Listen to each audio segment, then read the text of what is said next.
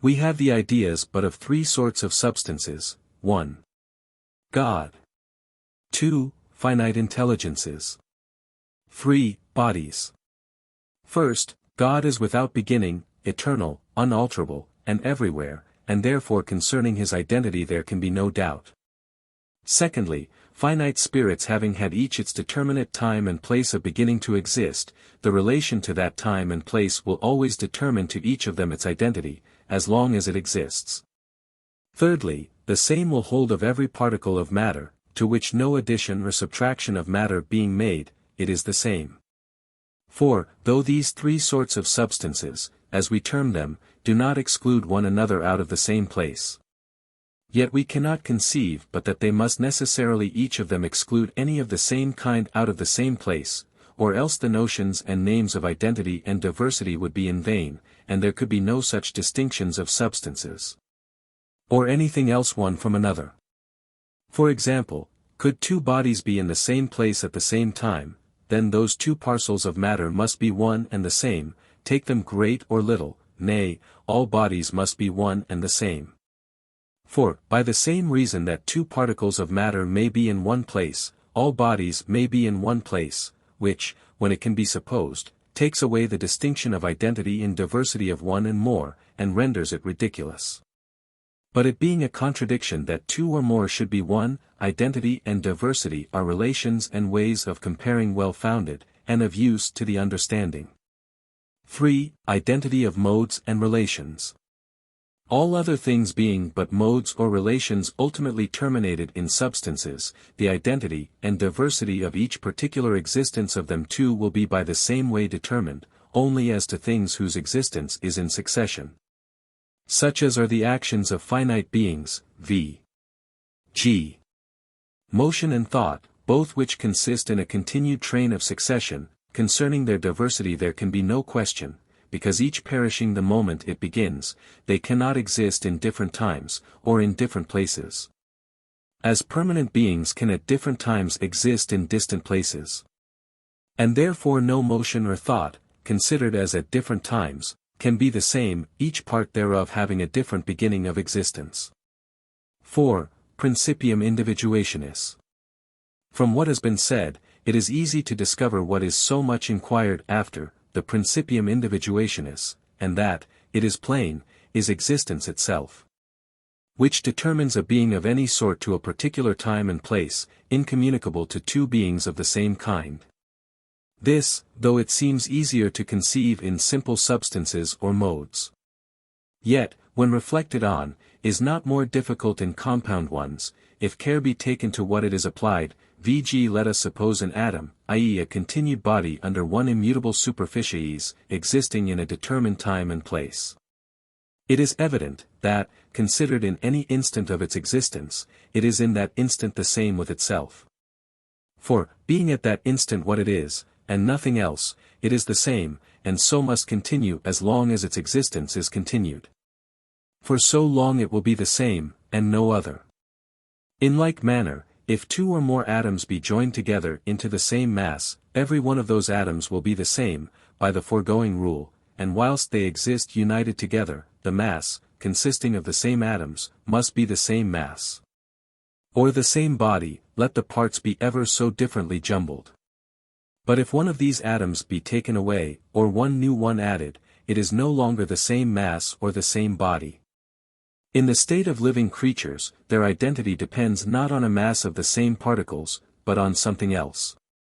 For in them the variation of great parcels of matter alters not the identity. An oak growing from a plant to a great tree, and then lopped, is still the same oak.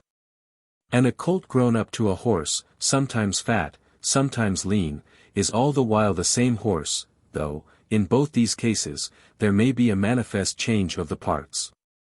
So that truly they are not either of them the same masses of matter, though they be truly one of them the same oak, and the other the same horse. The reason whereof is, that, in these two cases, a mass of matter and a living body, identity is not applied to the same thing. 5. Identity of vegetables. We must therefore consider wherein an oak differs from a mass of matter, and that seems to me to be in this, that the one is only the cohesion of particles of matter anyhow united. The other such a disposition of them as constitutes the parts of an oak. And such an organization of those parts as is fit to receive and distribute nourishment, so as to continue and frame the wood, bark, and leaves, and of an oak, in which consists the vegetable life. That being then one plant which has such an organization of parts in one coherent body, partaking of one common life, it continues to be the same plant as long as it partakes of the same life.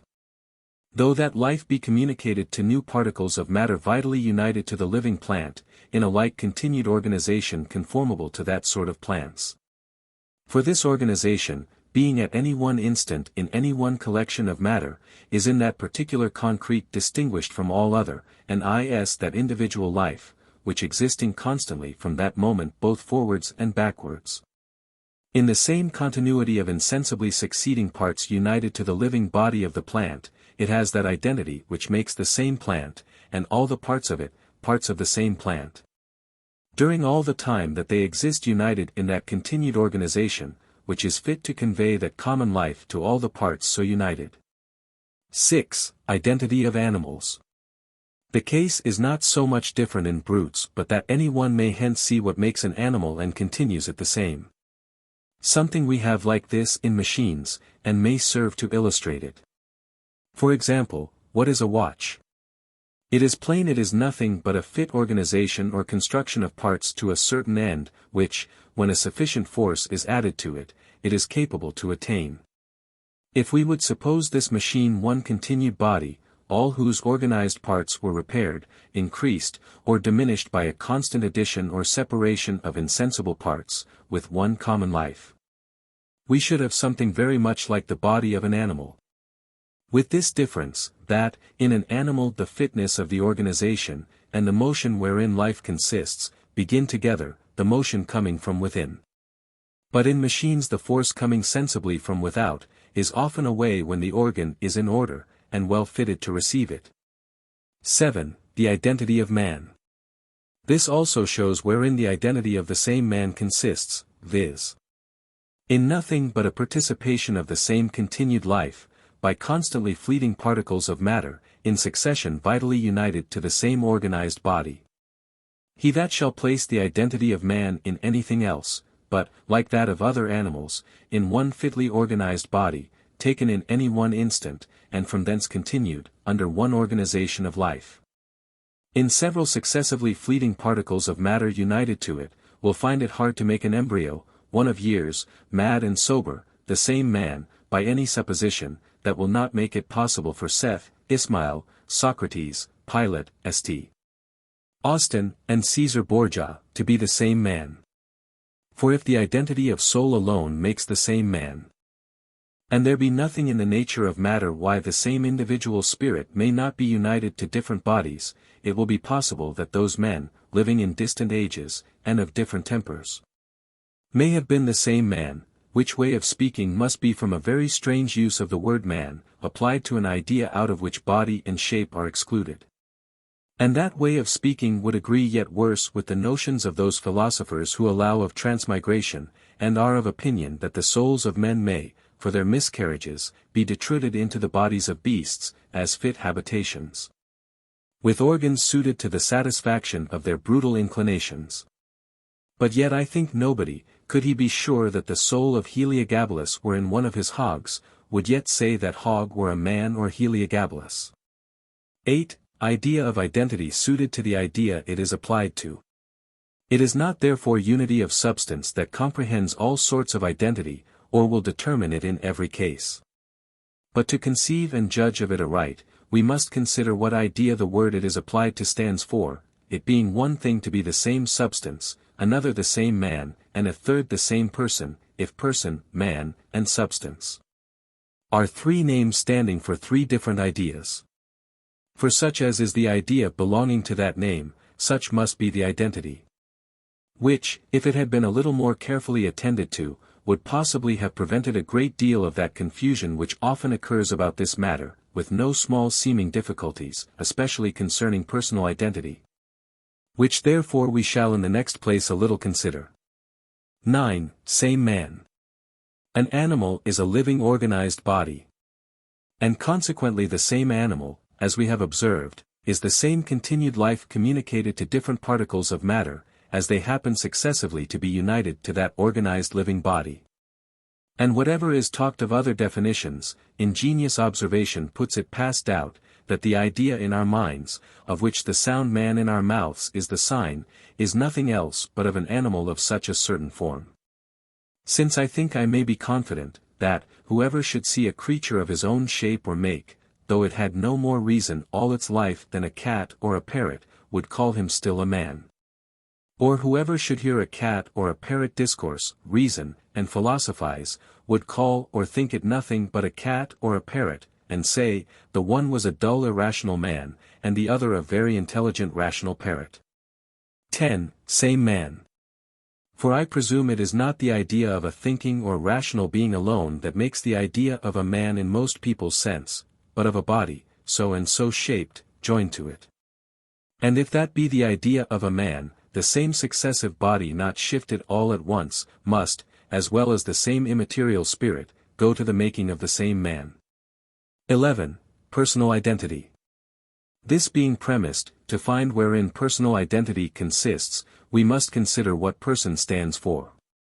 Which, I think, is a thinking intelligent being, that has reason and reflection, and can consider itself as itself, the same thinking thing, in different times and places. Which it does only by that consciousness which is inseparable from thinking, and, as it seems to me, essential to it, it being impossible for anyone to perceive without perceiving that he does perceive. When we see, hear, smell, taste, feel, meditate, or will anything, we know that we do so. Thus it is always as to our present sensations and perceptions, and by this every one is to himself that which he calls self, it not being considered, in this case, whether the same self be continued in the same or divers substances. For, since consciousness always accompanies thinking, and it is that which makes every one to be what he calls self, and thereby distinguishes himself from all other thinking things, in this alone consists personal identity, i.e., the sameness of a rational being, and as far as this consciousness can be extended backwards to any past action or thought, so far reaches the identity of that person, it is the same self now it was then. And it is by the same self with this present one that now reflects on it, that action was done. 12. Consciousness makes personal identity. But it is further inquired, whether it be the same identical substance.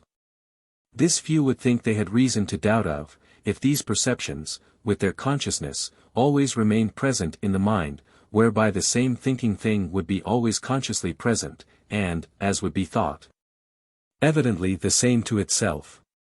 But that which seems to make the difficulty is this, that this consciousness being interrupted always by forgetfulness, there being no moment of our lives wherein we have the whole train of all our past actions before our eyes in one view. But even the best memories losing the sight of one part whilst they are viewing another. And we sometimes, and that the greatest part of our lives, not reflecting on our past selves, being intent on our present thoughts, and in sound sleep having no thoughts at all.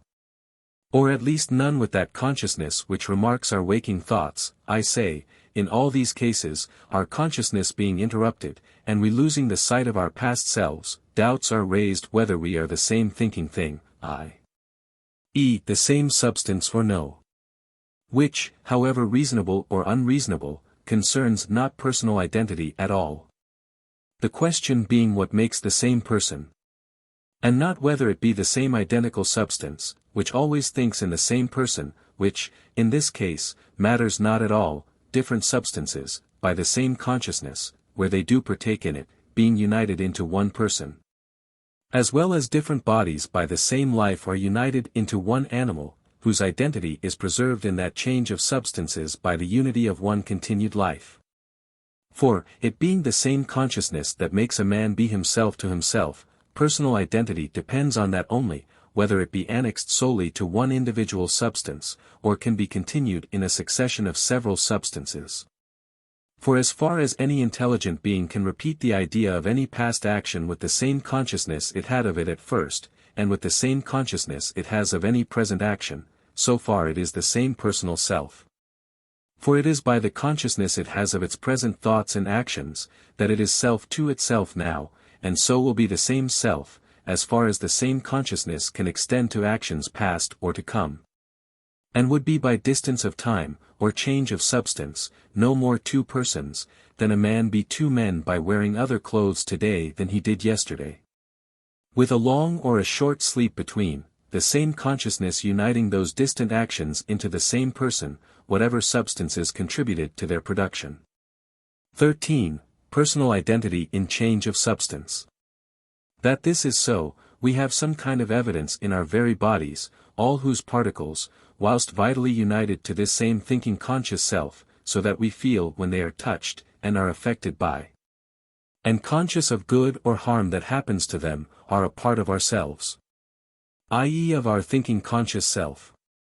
Thus, the limbs of his body are to every one a part of himself, he sympathizes and is concerned for them. Cut off a hand, and thereby separate it from that consciousness he had of its heat, cold, and other affections, and it is then no longer a part of that which is himself, any more than the remotest part of matter. Thus, we see the substance whereof personal self consisted at one time may be varied at another, without the change of personal identity, there being no question about the same person, though the limbs which but now were a part of it, be cut off. 14. Personality in change of substance.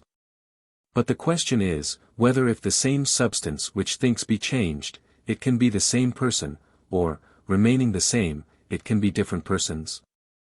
And to this I answer, first, this can be no question at all to those who place thought in a purely material animal constitution, void of an immaterial substance. For, whether their supposition be true or no, it is plain they conceive personal identity preserved in something else than identity of substance, as animal identity is preserved in identity of life, and not of substance. And therefore those who place thinking in an immaterial substance only, before they can come to deal with these men, must show why personal identity cannot be preserved in the change of immaterial substances, or variety of particular immaterial substances, as well as animal identity is preserved in the change of material substances, or variety of particular bodies, unless they will say, it is one immaterial spirit that makes the same life in brutes, as it is one immaterial spirit that makes the same person in men. Which the Cartesians at least will not admit, for fear of making brutes thinking things too. 15. Whether in change of thinking substances there can be one person. But next, as to the first part of the question, whether, if the same thinking substance, supposing immaterial substances only to think, be changed, it can be the same person. I answer, that cannot be resolved but by those who know there can what kind of substances they are that do think, and whether the consciousness of past actions can be transferred from one thinking substance to another. I grant with the same consciousness the same individual action it could not, but it being a present representation of a past action, why it may not be possible, that may be represented to the mind to have been which really never was, will remain to be shown. And therefore how far the consciousness of past actions is annexed to any individual agent, so that another cannot possibly have it, will be hard for us to determine. Till we know what kind of action it is that cannot be done without a reflex act of perception accompanying it, and how performed by thinking substances, who cannot think without being conscious of it. But that which we call the same consciousness, not being the same individual act, why one intellectual substance may not have represented to it, as done by itself, what it never did, and was perhaps done by some other agent, why, I say, such a representation may not possibly be without reality of matter of fact, as well as several representations in dreams are, which yet whilst dreaming we take for true, will be difficult to conclude from the nature of things. And that it never is so, will by us, till we have clearer views of the nature of thinking substances, be best resolved into the goodness of God, who, as far as the happiness or misery of any of his sensible creatures is concerned in it, will not, by a fatal error of theirs, transfer from one to another that consciousness which draws reward or punishment with it. How far this may be an argument against those who would place thinking in a system of fleeting animal spirits, I leave to be considered. But yet, to return to the question before us, it must be allowed, that, if the same consciousness, which, as has been shown, is quite a different thing from the same numerical figure or motion in body, can be transferred from one thinking substance to another, it will be possible that two thinking substances may make but one person. For the same consciousness being preserved, whether in the same or different substances, the personal identity is preserved. 16. Whether, the same immaterial substance remaining, there can be two persons. As to the second part of the question, whether the same immaterial substance remaining, there may be two distinct persons.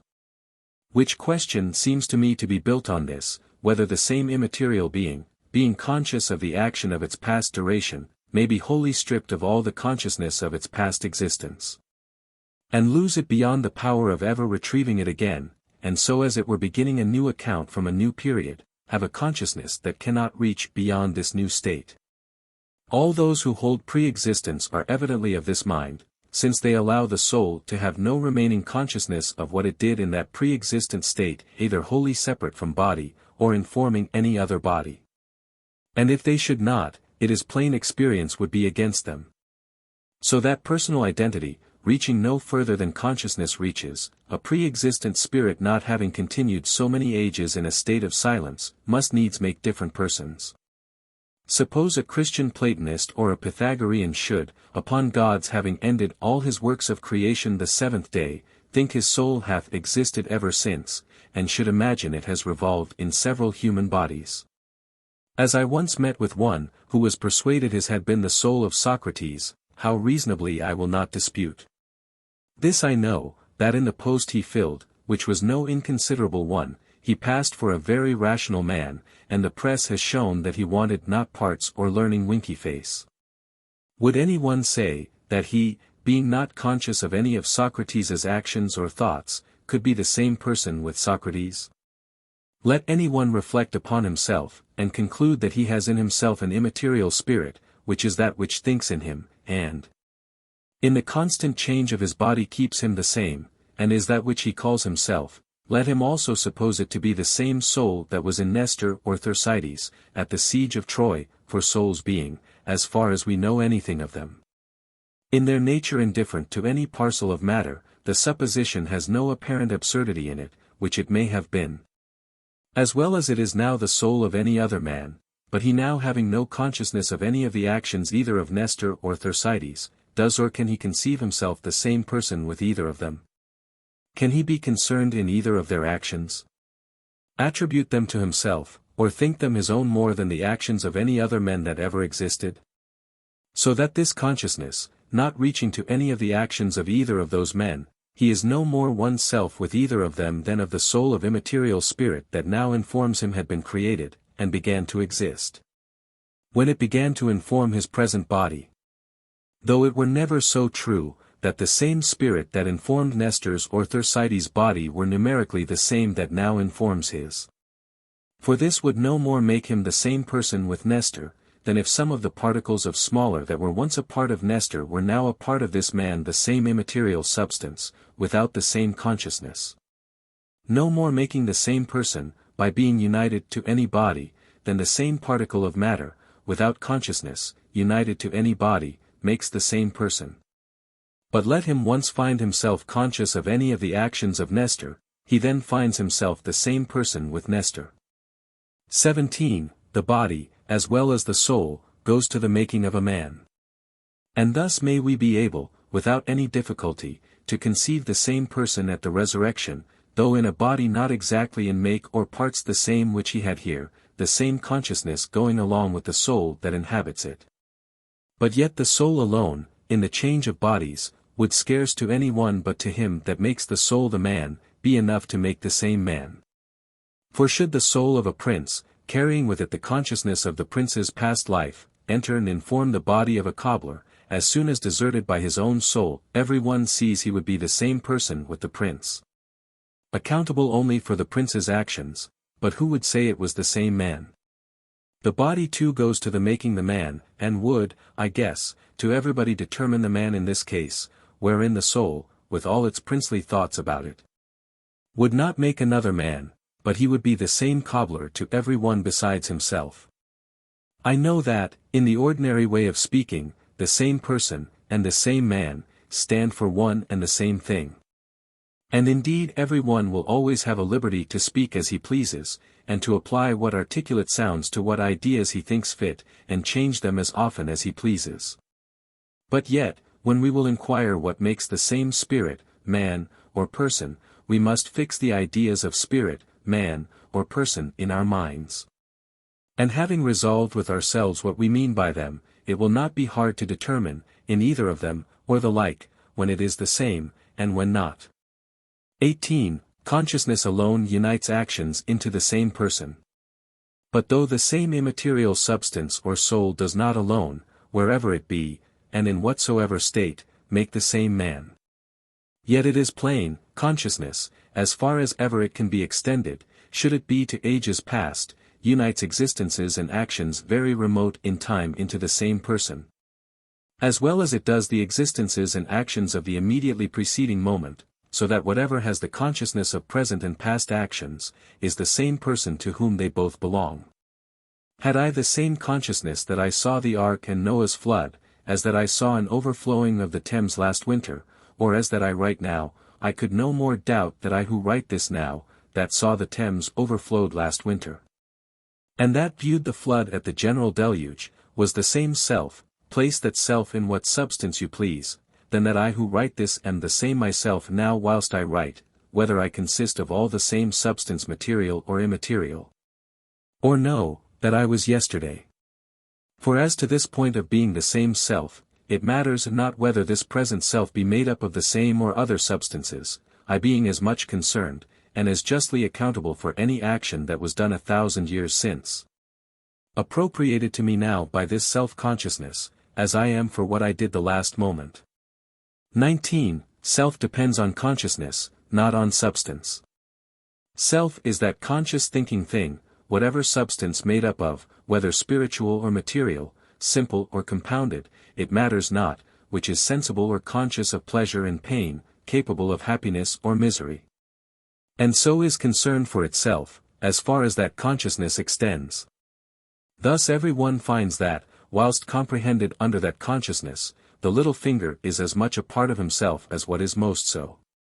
Upon separation of this little finger, should this consciousness go along with the little finger, and leave the rest of the body, it is evident the little finger would be the person, the same person. And self then would have nothing to do with the rest of the body.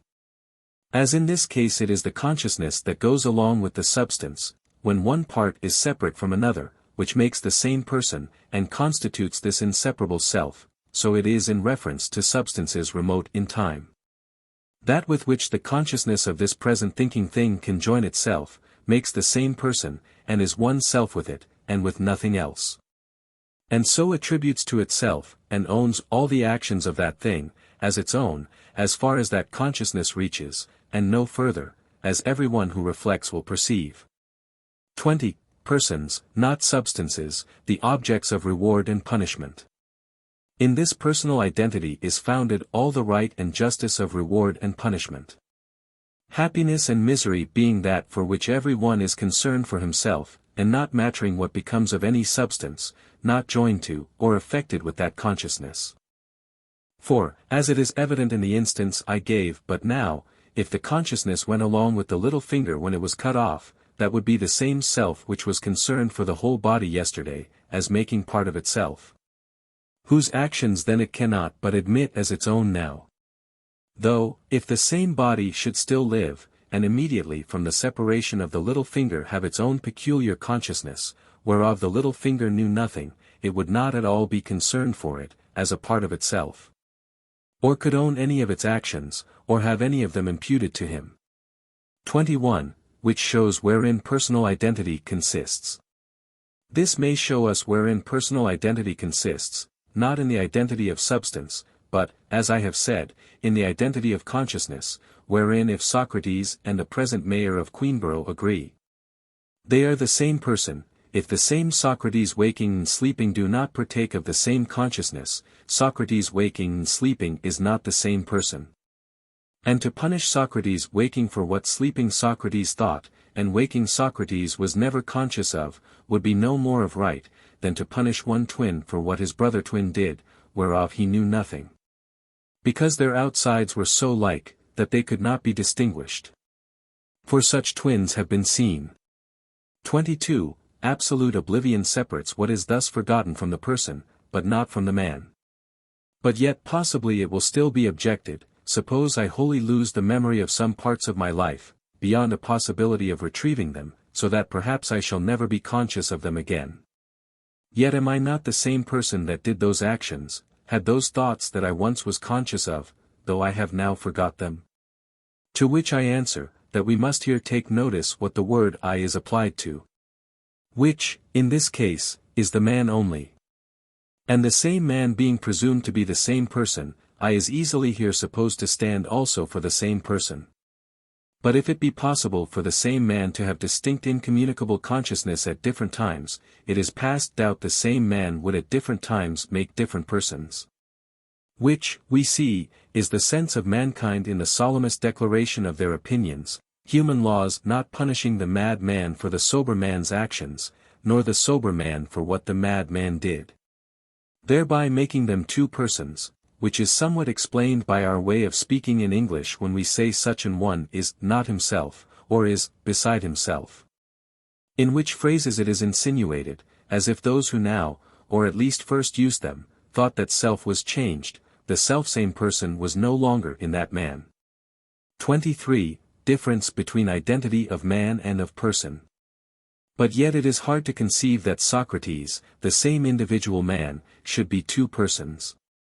To help us a little in this, we must consider what is meant by Socrates, or the same individual man. First, it must be either the same individual, immaterial, thinking substance, in short, the same numerical soul, and nothing else. Secondly, or the same animal, without any regard to an immaterial soul. Thirdly, or the same immaterial spirit united to the same animal. Now, take which of these suppositions you please, it is impossible to make personal identity to consist in anything but consciousness, or reach any further than that does. For, by the first of them, it must be allowed possible that a man born of different women, and in distant times, may be the same man. A way of speaking which, whoever admits, must allow it possible for the same man to be two distinct persons, as any two that have lived in different ages without the knowledge of one another's thoughts. By the second and third, Socrates, in this life and after it, cannot be the same man any way, but by the same consciousness. And so making human identity to consist in the same thing wherein we place personal identity, there will be difficulty to allow the same man to be the same person. But then they who place human identity in consciousness only, and not in something else, must consider how they will make the infant Socrates the same man with Socrates after the resurrection. But whatsoever to some men makes a man, and consequently the same individual man, wherein perhaps few are agreed, personal identity can by us be placed in nothing but consciousness, which is that alone which makes what we call self. Without involving us in great absurdities. 24. But is not a man drunk and sober the same person? Why else is he punished for the fact he commits when drunk, though he be never afterwards conscious of it? Just as much the same person as a man that walks, and does other things in his sleep, is the same person, and is answerable for any mischief he shall do in it. Human laws punish both, with a justice suitable to their way of knowledge. Because, in these cases, they cannot distinguish certainly what is real, what counterfeit, and so the ignorance in drunkenness or sleep is not admitted as a plea. But in the great day, wherein the secrets of all hearts shall be laid open, it may be reasonable to think, no one shall be made to answer for what he knows nothing of, but shall receive his doom, his conscience accusing or excusing him. 25. Consciousness alone unites remote existences into one person. Nothing but consciousness can unite remote existences into the same person, the identity of substance will not do it. For whatever substance there is, however framed, without consciousness there is no person, and a carcass may be a person, as well as any sort of substance be so, without consciousness. Could we suppose two distinct incommunicable consciousnesses acting the same body, the one constantly by day, the other by night?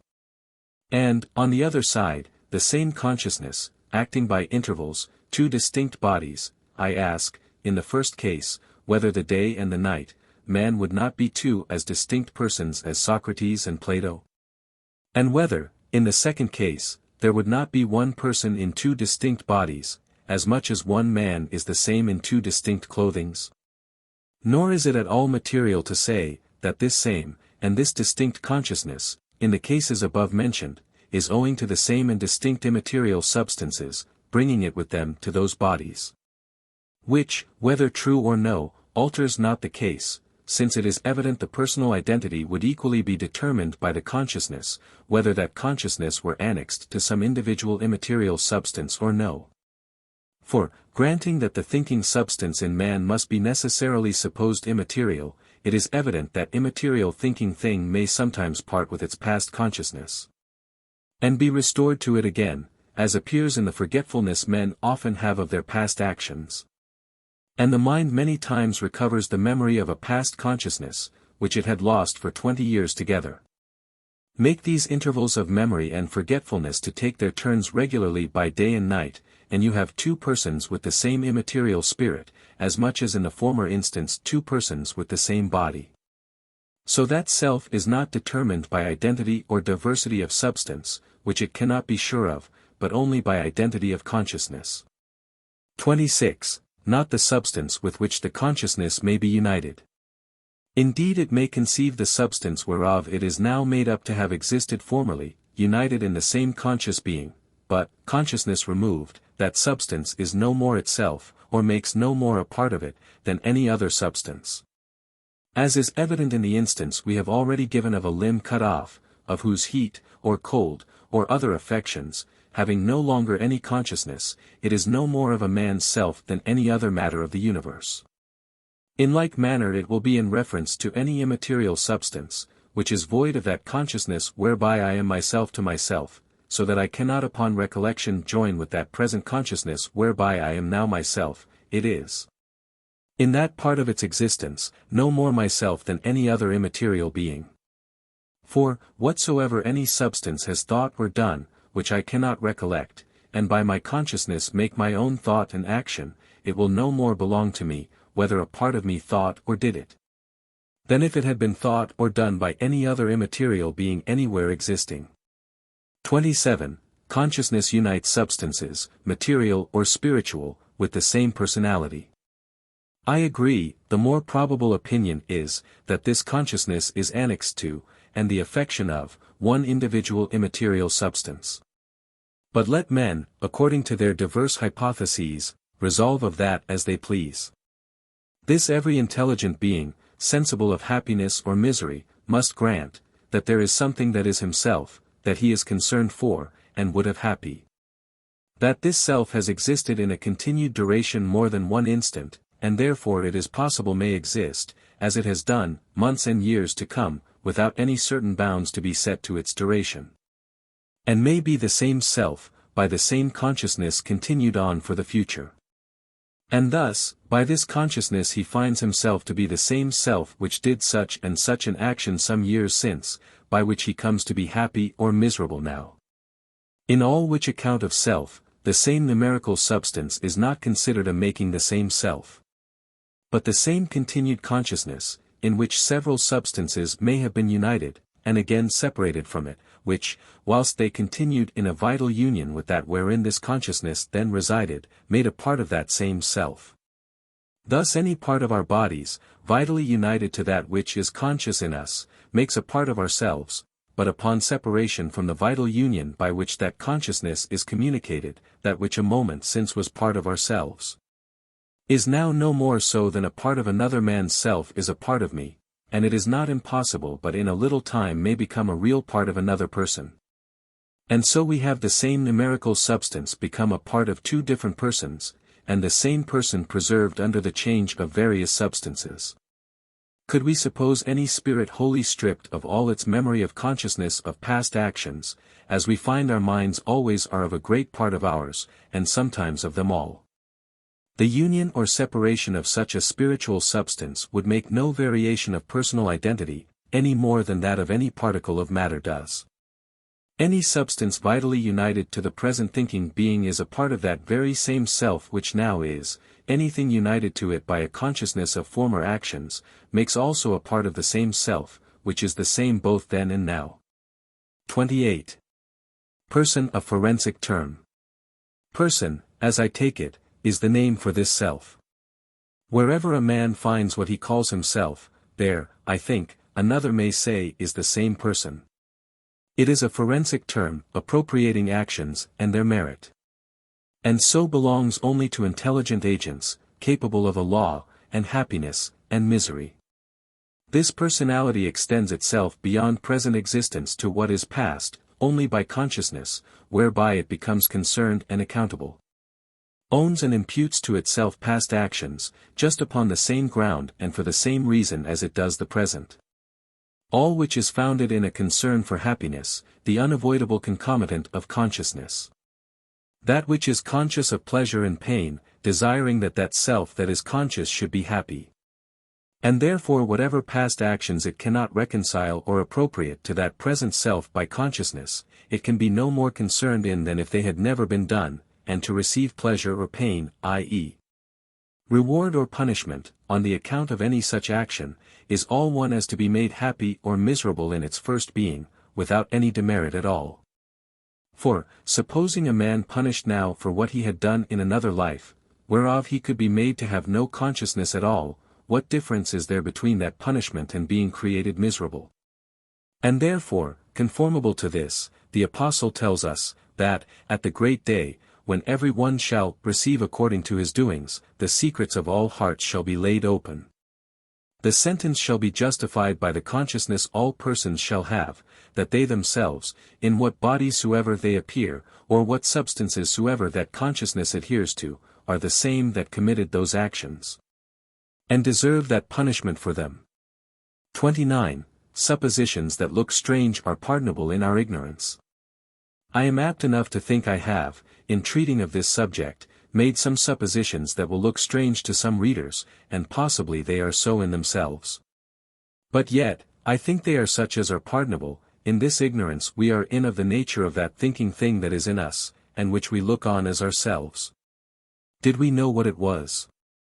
Or how it was tied to a certain system of fleeting animal spirits, or whether it could or could not perform its operations of thinking and memory out of a body organized as ours is? And whether it has pleased God that no one such spirit shall ever be united to any but one such body, upon the right constitution of whose organs its memory should depend, we might see the absurdity of some of those suppositions I have made. But taking, as we ordinarily now do, in the dark concerning these matters, the soul of a man for an immaterial substance, independent from matter, and indifferent alike to it all, there can, from the nature of things, be no absurdity at all to suppose that the same soul may at different times be united to different bodies, and with them make up for that time one man, as well as we suppose a part of a sheep's body yesterday should be a part of a man's body tomorrow, and in that union make a vital part of Melibos himself, as well as it did of his ram. 30. The difficulty from ill use of names. To conclude, whatever substance begins to exist, it must, during its existence, necessarily be the same. Whatever compositions of substances begin to exist, during the union of those substances, the concrete must be the same. Whatsoever mode begins to exist, during its existence it is the same, and so if the composition be of distinct substances and different modes, the same rule holds. Whereby it will appear, that the difficulty or obscurity that has been about this matter rather rises from the names ill-used, than from any obscurity in things themselves. For whatever makes the specific idea to which the name is applied, if that idea be steadily kept to, the distinction of anything into the same and divers will easily be conceived, and there can arise no doubt about it. 31. Continuance of that which we have made to be our complex idea of man makes the same man. For, supposing a rational spirit be the idea of a man, it is easy to know what is the same man, viz. The same spirit, whether separate or in a body, will be the same man. Supposing a rational spirit vitally united to a body of a certain conformation of parts to make a man. Whilst that rational spirit, with that vital conformation of parts, though continued in a fleeting successive body, remains, it will be the same man. But if to any one the idea of a man be but the vital union of parts in a certain shape, as long as that vital union and shape remain in a concrete, no otherwise the same but by a continued succession of fleeting particles, it will be the same man. For, whatever be the composition whereof the complex idea is made, whenever existence makes it one particular thing under any denomination, the same existence continued preserves it the same individual under the same denomination. Chapter 28. Of Other Relations. 1. Ideas of proportional relations. Besides the before-mentioned occasions of time, place, and causality of comparing or referring things one to another, there are, as I have said, infinite others, some whereof I shall mention. First, the first I shall name is some one simple idea, which, being capable of parts or degrees, affords an occasion of comparing the subjects wherein it is to one another, in respect of that simple idea, v.g. wider, sweeter, equal, more, and these relations depending on the equality in excess of the same simple idea, in several subjects, may be called, if one will, proportional. And that these are only conversant about those simple ideas received from sensation or reflection is so evident that nothing need be said to evince it. 2. Natural relation. Secondly, another occasion of comparing things together, or considering one thing, so as to include in that consideration some other thing, is the circumstances of their origin or beginning, which being not afterwards to be altered, make the relations depending thereon as lasting as the subjects to which they belong, v.g. father and son, brothers, cousin germans, and which have their relations by one community of blood, wherein they partake in several degrees, countrymen, i.e. those who were born in the same country or tract of ground. And these I call natural relations, wherein we may observe, that mankind have fitted their notions and words to the use of common life, and not to the truth and extent of things. For it is certain, that, in reality, the relation is the same betwixt the begetter and the begotten, in the several races of other animals as well as men. But yet it is seldom said, this bull is the grandfather of such a calf, or that two pigeons are cousin germans. It is very convenient that, by distinct names, these relations should be observed and marked out in mankind, there being occasion, both in laws and other communications one with another, to mention and take notice of men under these relations, from whence also arise the obligations of several duties amongst men, whereas, in brutes, men having very little or no cause to mind these relations, they have not thought fit to give them distinct and peculiar names. This, by the way, may give us some light into the different state and growth of languages, which being suited only to the convenience of communication, are proportioned to the notions men have, and the commerce of thoughts familiar amongst them, and not to the reality or extent of things, nor to the various respects might be found among them, nor the different abstract considerations might be framed about them. Where they had no philosophical notions, there they had no terms to express them, and it is no wonder men should have framed no names for those things they found no occasion to discourse of. From whence it is easy to imagine why, as in some countries, they may have not so much as the name for a horse.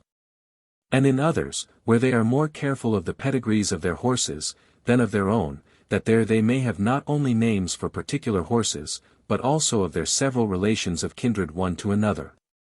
3. Ideas of instituted or voluntary relations. Thirdly, sometimes the foundation of considering things with reference to one another, is some act whereby any one comes by a moral right, power, or obligation to do something. Thus, a general is one that hath power to command an army, and an army under a general is a collection of armed men obliged to obey one man. A citizen, or a burgher, is one who has a right to certain privileges in this or that place. All this sort depending upon men's wills, or agreement in society, I call instituted, or voluntary. And may be distinguished from the natural, in that they are most, if not all of them, some way or other alterable, and separable from the persons to whom they have sometimes belonged, though neither of the substances, so related, be destroyed. Now, though these are all reciprocal, as well as the rest, and contain in them a reference of two things one to the other, yet, because one of the two things often wants a relative name, importing that reference, men usually take no notice of it, and the relation is commonly overlooked, v.g. A patron and client are easily allowed to be relations, but a constable or dictator are not so readily at first hearing considered as such.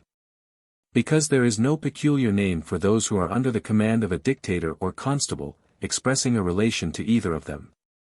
Though it be certain that either of them hath a certain power over some others, and so is so far related to them, as well as a patron is to his client, or general to his army. 4. Ideas of moral relations.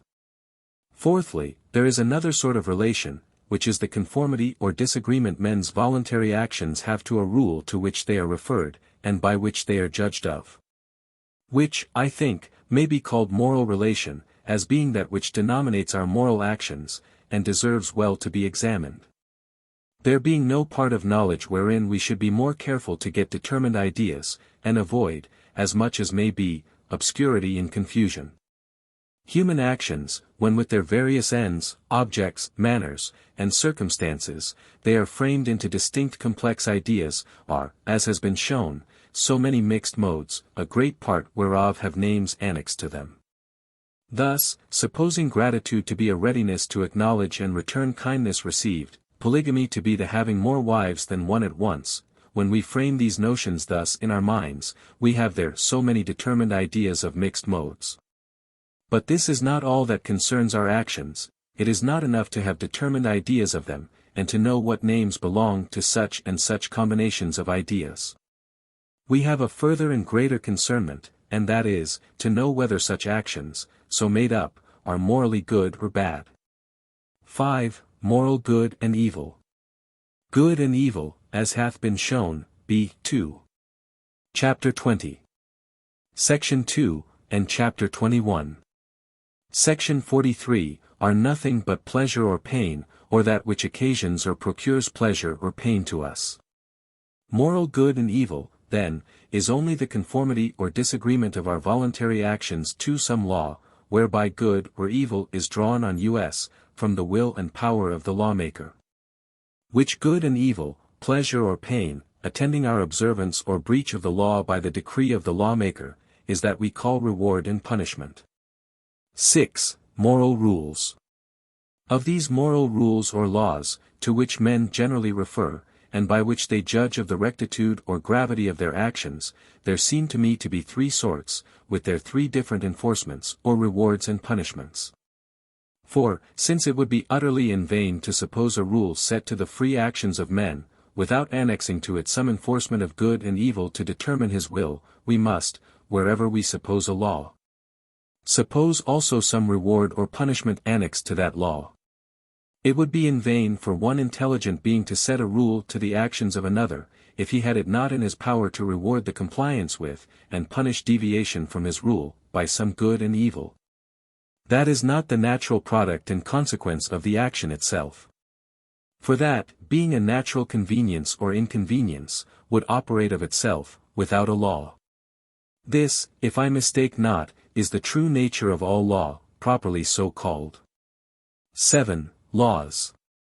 The laws that men generally refer their actions to judge of their rectitude or obliquity, seem to me to be these three: 1. The divine law. 2. The civil law. 3. The law of opinion or reputation, if I may so call it. By the relation they bear to the first of these, men judge whether their actions are sins or duties, by the second, whether they be criminal or innocent, and by the third, whether they be virtues or vices. 8. Divine law, the measure of sin and duty. First, the divine law, whereby that law which God has set to the actions of men, whether promulgated to them by the light of nature, or the voice of revelation.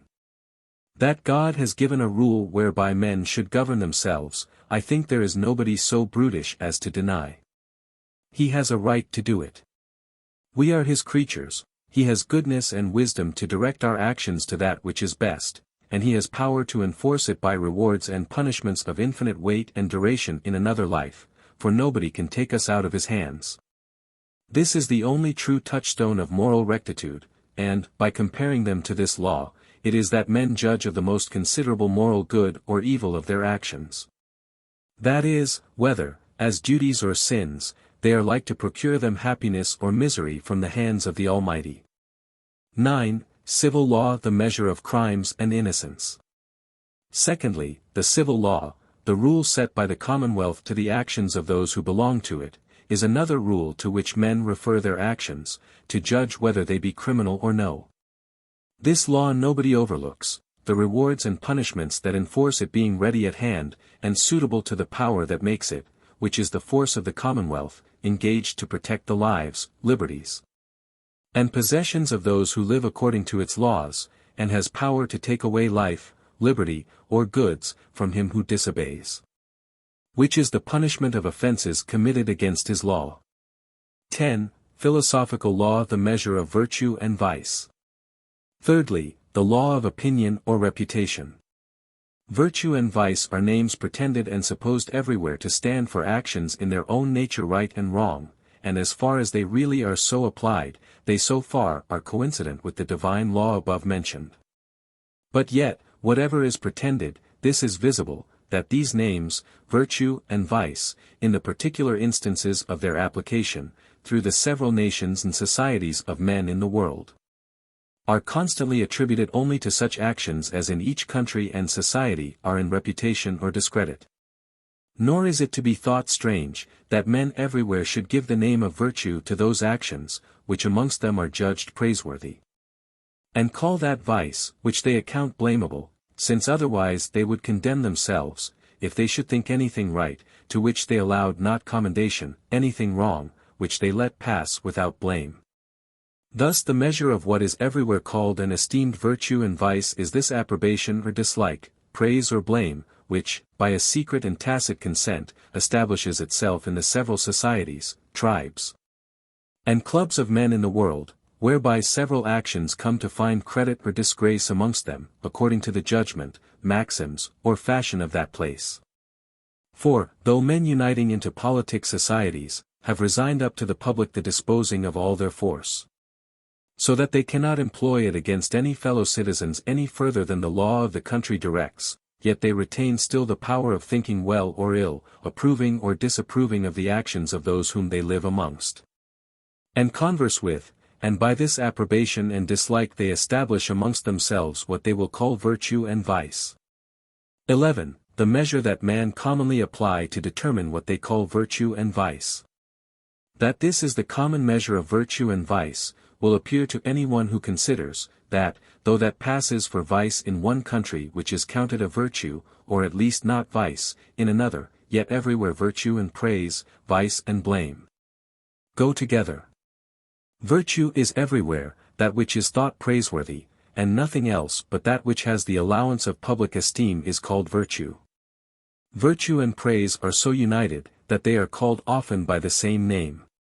Sunt sua premia laudi, says Virgil, and so Cicero, nihil habet natura prestantius, quam honestatem, quam laudem, quam dignitatem, quam decus, which he tells you are all names for the same thing. This is the language of the heathen philosophers, who well understood wherein their notions of virtue and vice consisted. And though perhaps, by the different temper, education, fashion, maxims, or interest of different sorts of men, it fell out, that what was thought praiseworthy in one place, escaped not censure in another. And so in different societies, virtues and vices were changed, yet, as to the main, they for the most part kept the same everywhere. For, since nothing can be more natural than to encourage with esteem and reputation that wherein every one finds his advantage, and to blame and discountenance the contrary, it is no wonder that esteem and discredit, virtue and vice, should, in a great measure, everywhere correspond with the unchangeable rule of right and wrong, which the law of God hath established. There being nothing that so directly and visibly secures and advances the general good of mankind in this world, as obedience to the laws he had set them, and nothing that breeds such mischiefs and confusion, as the neglect of them. And therefore men, without renouncing all sense and reason, and their own interest, which they are so constantly true to, could not generally mistake, in placing their commendation and blame on that side that really deserved it not. Nay, even those men whose practice was otherwise, failed not to give their approbation right, few being depraved to that degree as not to condemn, at least in others, the faults they themselves were guilty of. Whereby, even in the corruption of manners, the true boundaries of the law of nature, which ought to be the rule of virtue and vice, were pretty well preferred. So that even the exhortations of inspired teachers, have not feared to appeal to common repute, whatsoever is lovely, whatsoever is of good report, if there be any virtue, if there be any praise, and Phil. 4. 8. 12. Its enforcement is commendation and discredit. If any one shall imagine that I have forgot my own notion of a law, when I make the law, whereby men judge of virtue and vice, to be nothing else but the consent of private men, who have not authority enough to make a law, especially wanting that which is so necessary and essential to a law, a power to enforce it, I think I may say that he who imagines commendation and disgrace not to be strong motives to men to accommodate themselves to the opinions and rules of those with whom they converse, seems little skilled in the nature or history of mankind, the greatest part whereof we shall find to govern themselves chiefly, if not solely, by this law of fashion. And so they do that which keeps them in reputation with their company, little regard the laws of God, or the magistrate. The penalties that attend the breach of God's laws some, nay perhaps most men, seldom seriously reflect on, and amongst those that do, many, whilst they break the law, entertain thoughts of future reconciliation, and making their peace for such breaches. And as to the punishments due from the laws of the commonwealth, they frequently flatter themselves with the hopes of impunity. But no man escapes the punishment of their censure and dislike, who offends against the fashion and opinion of the company he keeps, and would recommend himself to. Nor is there one of 10,000, who is stiff and insensible enough, to bear up under the constant dislike and condemnation of his own club. He must be of a strange and unusual constitution, who can content himself to live in constant disgrace and disrepute with his own particular society. Solitude many men have sought, and been reconciled to, but nobody that has the least thought or sense of a man about him, can live in society under the constant dislike and ill opinion of his familiars, and those he converses with. This is a burden too heavy for human sufferance, and he must be made up of irreconcilable contradictions, who can take pleasure in company, and yet be insensible of contempt and disgrace from his companions. 13. These three laws the rules of moral good and evil. These three then, first, the law of God, secondly, the law of politic societies. Thirdly, the law of fashion, or private censure, are those to which men variously compare their actions, and it is by their conformity to one of these laws that they take their measures, when they would judge of their moral rectitude, and denominate their actions good or bad. 14. Morality is the relation of voluntary actions to these rules. Whether the rule to which, as to a touchstone, we bring our voluntary actions, to examine them by, and try their goodness, and accordingly to name them, which is, as it were, the mark of the value we set upon them, whether, I say, we take that rule from the fashion of the country, or the will of a lawmaker, the mind is easily able to observe the relation any action hath to it, and to judge whether the action agrees or disagrees with the rule. And so hath a notion of moral goodness or evil, which is either conformity or not conformity of any action to that rule, and therefore is often called moral rectitude. This rule being nothing but a collection of several simple ideas, the conformity thereto is but so ordering the action, that the simple ideas belonging to it may correspond to those which the law requires.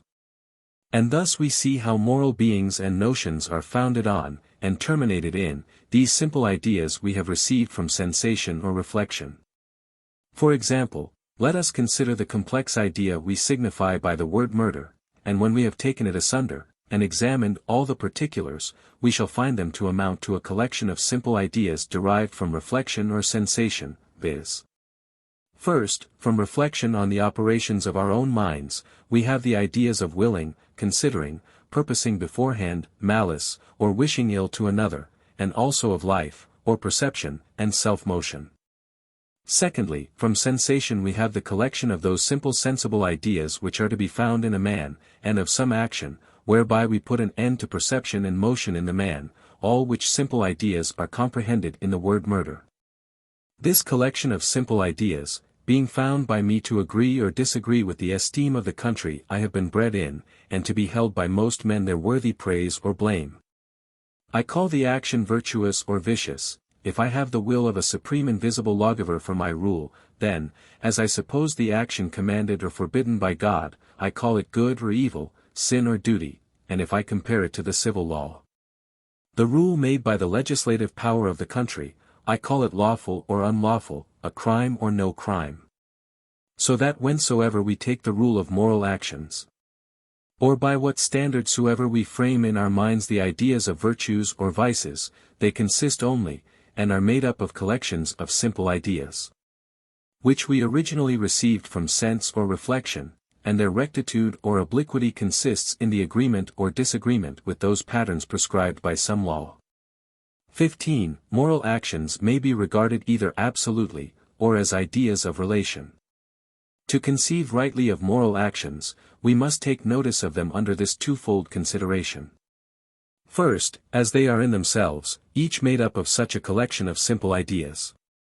Thus drunkenness, or lying, signifies such or such a collection of simple ideas, which I call mixed modes, and in this sense they are as much positive absolute ideas, as the drinking of a horse, or speaking of a parrot. Secondly, our actions are considered as good, bad, or indifferent, and in this respect they are relative, it being their conformity to, or disagreement with some rule that makes them to be regular or irregular, good or bad. And so, as far as they are compared with a rule, and thereupon denominated, they come under relation. Thus the challenging and fighting with a man, as it is a certain positive mode, or particular sort of action, by particular ideas, distinguished from all others, is called dueling, which, when considered in relation to the law of God, will deserve the name of sin. To the law of fashion, in some countries, valor and virtue, and to the municipal laws of some governments, a capital crime. In this case, when the positive mode has one name, and another name as it stands in relation to the law, the distinction may as easily be observed as it is in substances, where one name, v.g. man, is used to signify the thing, another, v.g. father, to signify the relation. 16. The denominations of actions often mislead us. But because very frequently the positive idea of the action, and its moral relation, are comprehended together under one name, and the same word made use of to express both the mode or action, and its moral rectitude or obliquity, therefore the relation itself is less taken notice of. And there is often no distinction made between the positive idea of the action, and the reference it has to a rule. By which confusion of these two distinct considerations under one term, those who yield too easily to the impressions of sounds, and are forward to take names for things, are often misled in their judgment of actions. Thus, the taking from another what is his, without his knowledge or allowance, is properly called stealing, but that name, being commonly understood to signify also the moral gravity of the action, and to denote its contrariety to the law, men are apt to condemn whatever they hear called stealing, as an ill action, disagreeing with the rule of right. And yet the private taking away his sword from a madman, to prevent his doing mischief, though it be properly denominated stealing, as the name of such a mixed mode. Yet when compared to the law of God, and considered in its relation to that supreme rule, it is no sin or transgression, though the name stealing ordinarily carries such an intimation with it. 17. Relations innumerable, and only the most considerable here mentioned. And thus much for the relation of human actions to a law, which, therefore, I call moral relations. It would make a volume to go over all sorts of relations, it is not, therefore, to be expected that I should here mention them all. It suffices to our present purpose to show by these, what the ideas are we have of this comprehensive consideration called relation, which is so various, and the occasions of it so many as there can be of comparing things one to another, that it is not very easy to reduce it to rules, or under just heads. Those I have mentioned, I think, are some of the most considerable, and such as may serve to let us see from whence we get our ideas of relations, and wherein they are founded. But before I quit this argument, from what has been said give me leave to observe 18. All relations terminate in simple ideas.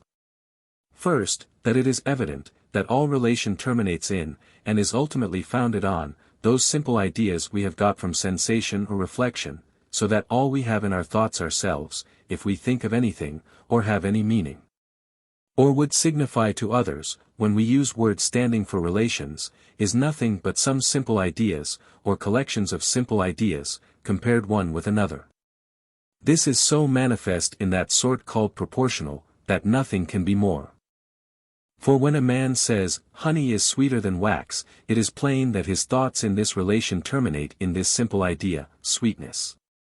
Which is equally true of all the rest, though, where they are compounded, or decompounded, the simple ideas they are made up of, are, perhaps, seldom taken notice of, v.g.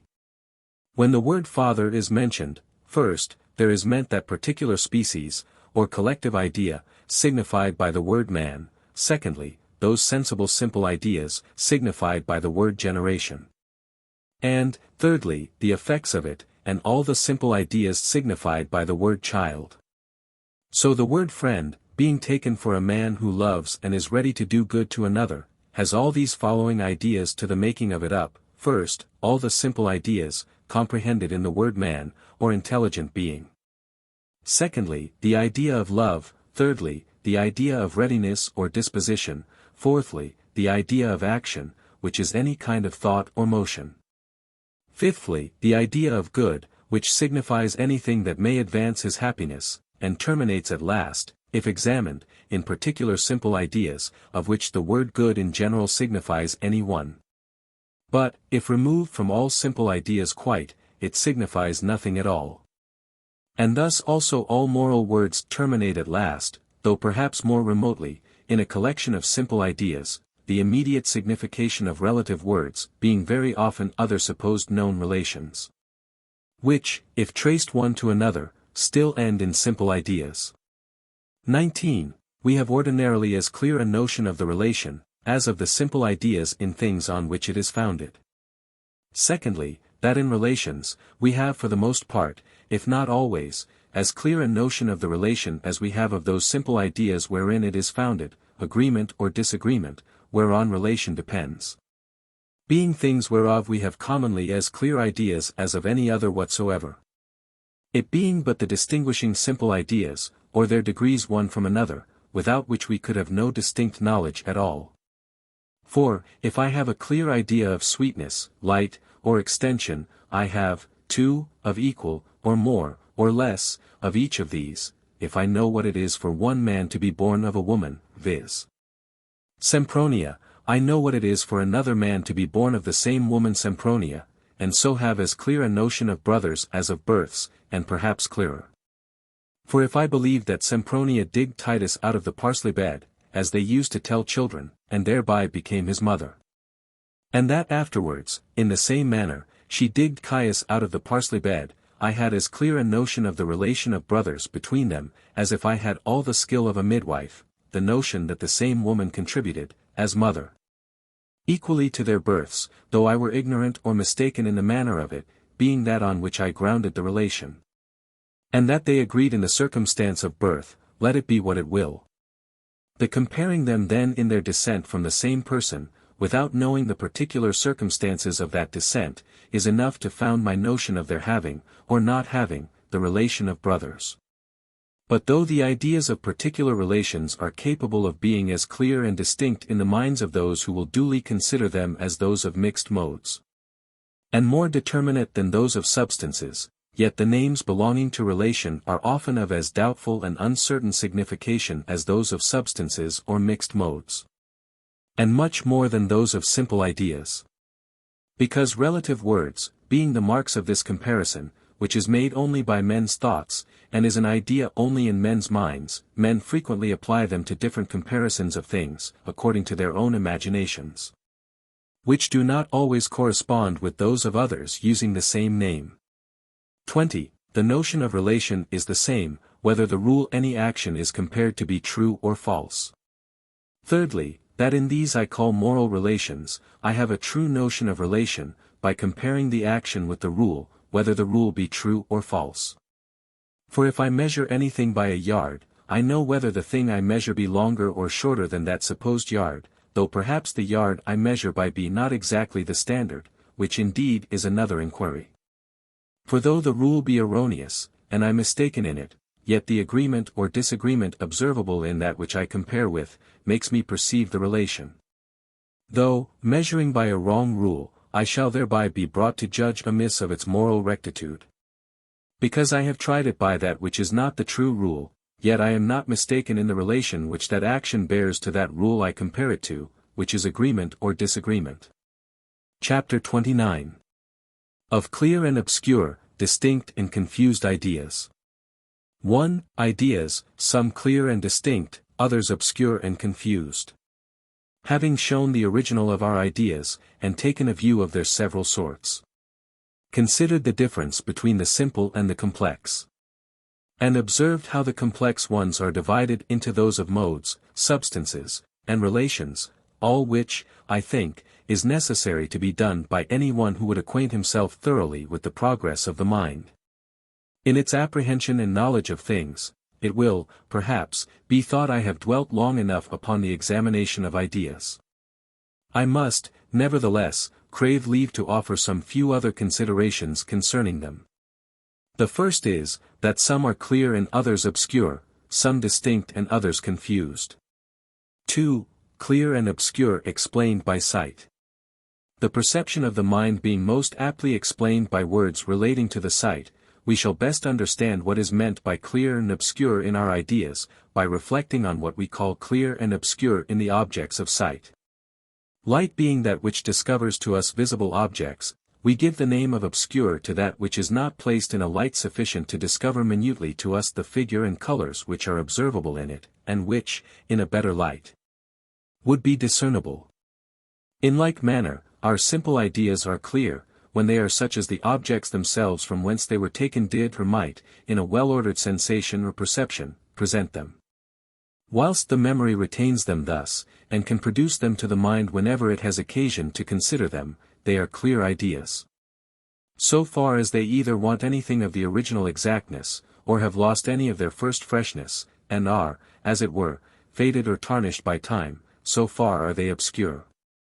Complex ideas, as they are made up of simple ones, so they are clear, when the ideas that go to their composition are clear, and the number and order of those simple ideas that are the ingredients of any complex one is determinate and certain. 3.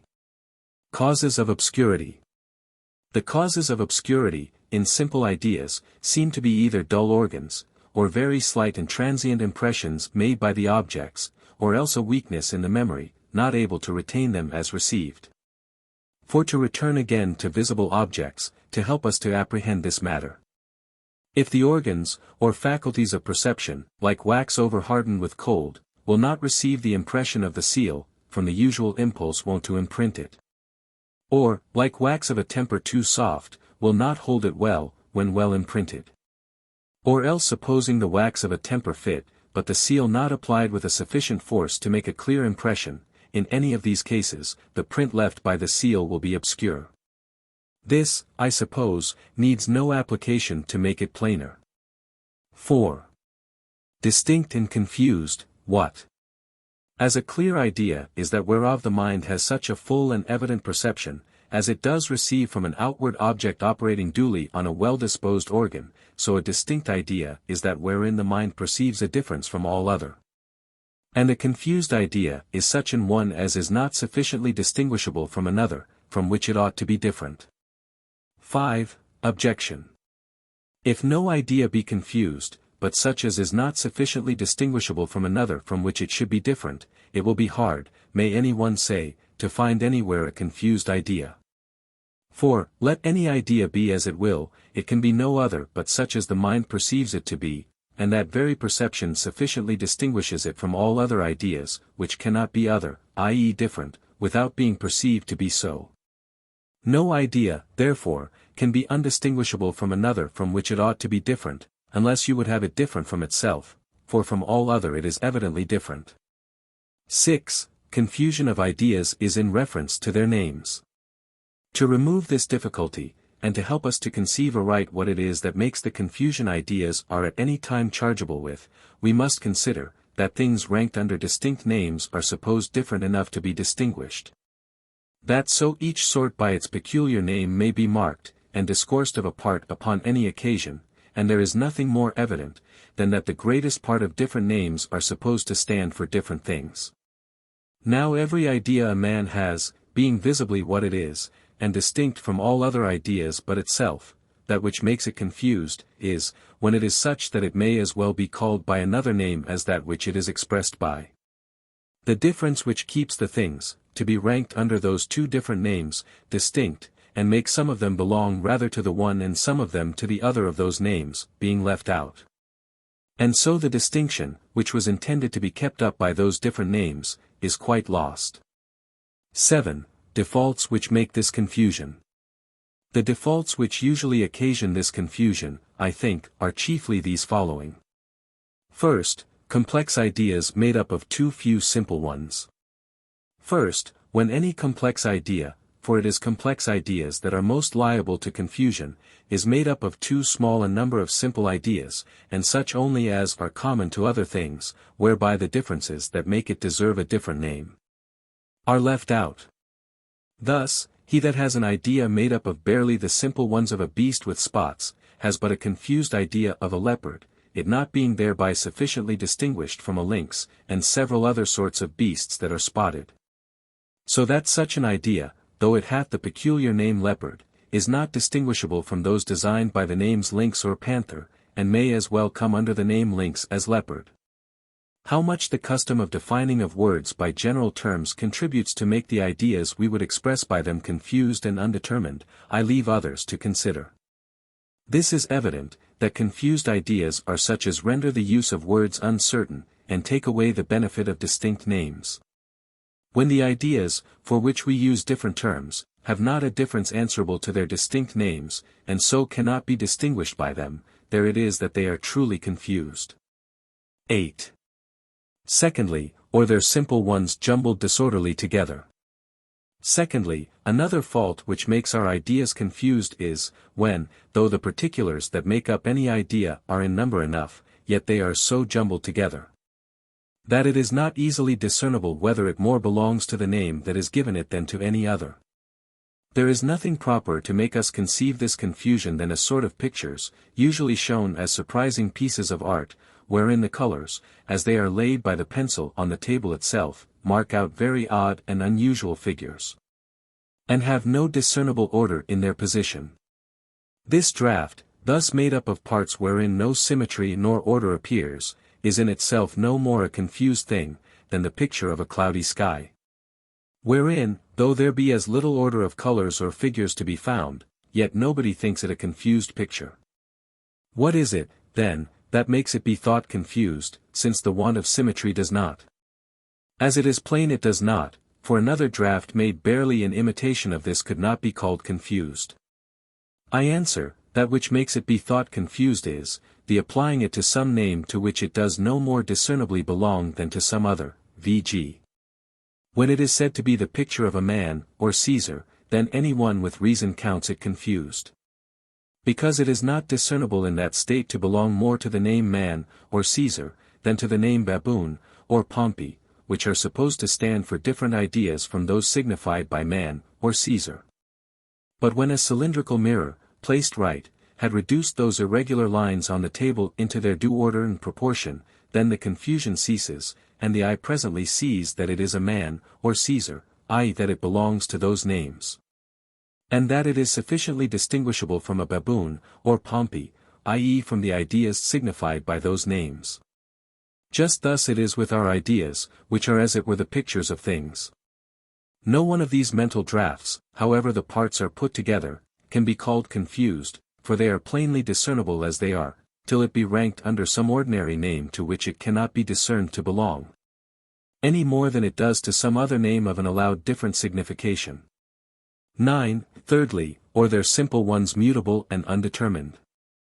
Thirdly, a third defect that frequently gives the name of confused to our ideas, is, when any one of them is uncertain and undetermined. Thus we may observe men who, not forbearing to use the ordinary words of their language till they have learned their precise signification, change the idea they make this or that term stand for, almost as often as they use it. He that does this out of uncertainty of what he should leave out, or put into his idea of church, or idolatry, every time he thinks of either, and holds not steady to any one precise combination of ideas that makes it up, is said to have a confused idea of idolatry or the church, though this be still for the same reason as the former, viz. Because a mutable idea, if we will allow it to be one idea, cannot belong to one name rather than another, and so loses the distinction that distinct names are designed for. 10. Confusion without reference to names, hardly conceivable. By what has been said, we may observe how much names, as supposed steady signs of things, and by their difference to stand for, and keep things distinct that in themselves are different, are the occasion of denominating ideas distinct or confused. By a secret and unobserved reference the mind makes of its ideas to such names. This perhaps will be fuller understood, after what I say of words in the third book has been read and considered. But without taking notice of such a reference of ideas to distinct names, as the signs of distinct things, it will be hard to say what a confused idea is. And therefore when a man designs, by any name, a sort of things, or any one particular thing, distinct from all others, the complex idea he annexes to that name is the more distinct, the more particular the ideas are. And the greater and more determinate the number and order of them is, whereof it is made up. For, the more it has of these, the more it has still of the perceivable differences, whereby it is kept separate and distinct from all ideas belonging to other names, even those that approach nearest to it. And thereby all confusion with them is avoided. 11. Confusion concerns always two ideas. Confusion making it a difficulty to separate two things that should be separated, concerns always two ideas, and those which most approach one another. Whenever, therefore, we suspect any idea to be confused, we must examine what other it is in danger to be confounded with, or which it cannot easily be separated from. And that will always be found an idea belonging to another name, and so should be a different thing, from which yet it is not sufficiently distinct, being either the same with it, or making a part of it. Or at least as properly called by that name as the other it is ranked under. And so keeps not that difference from that other idea which the different names import. 12. Causes of confused ideas.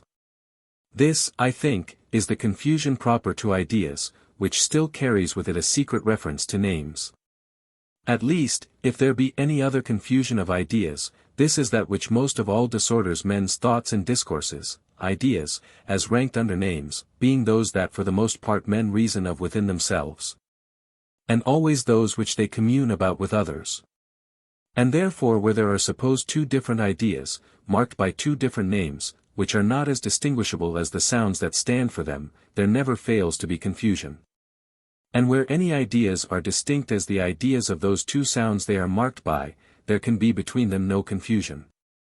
The way to prevent it is to collect and unite into one complex idea, as precisely as is possible, all those ingredients whereby it is different from others, and to them, so united in a determinate number and order, apply steadily the same name.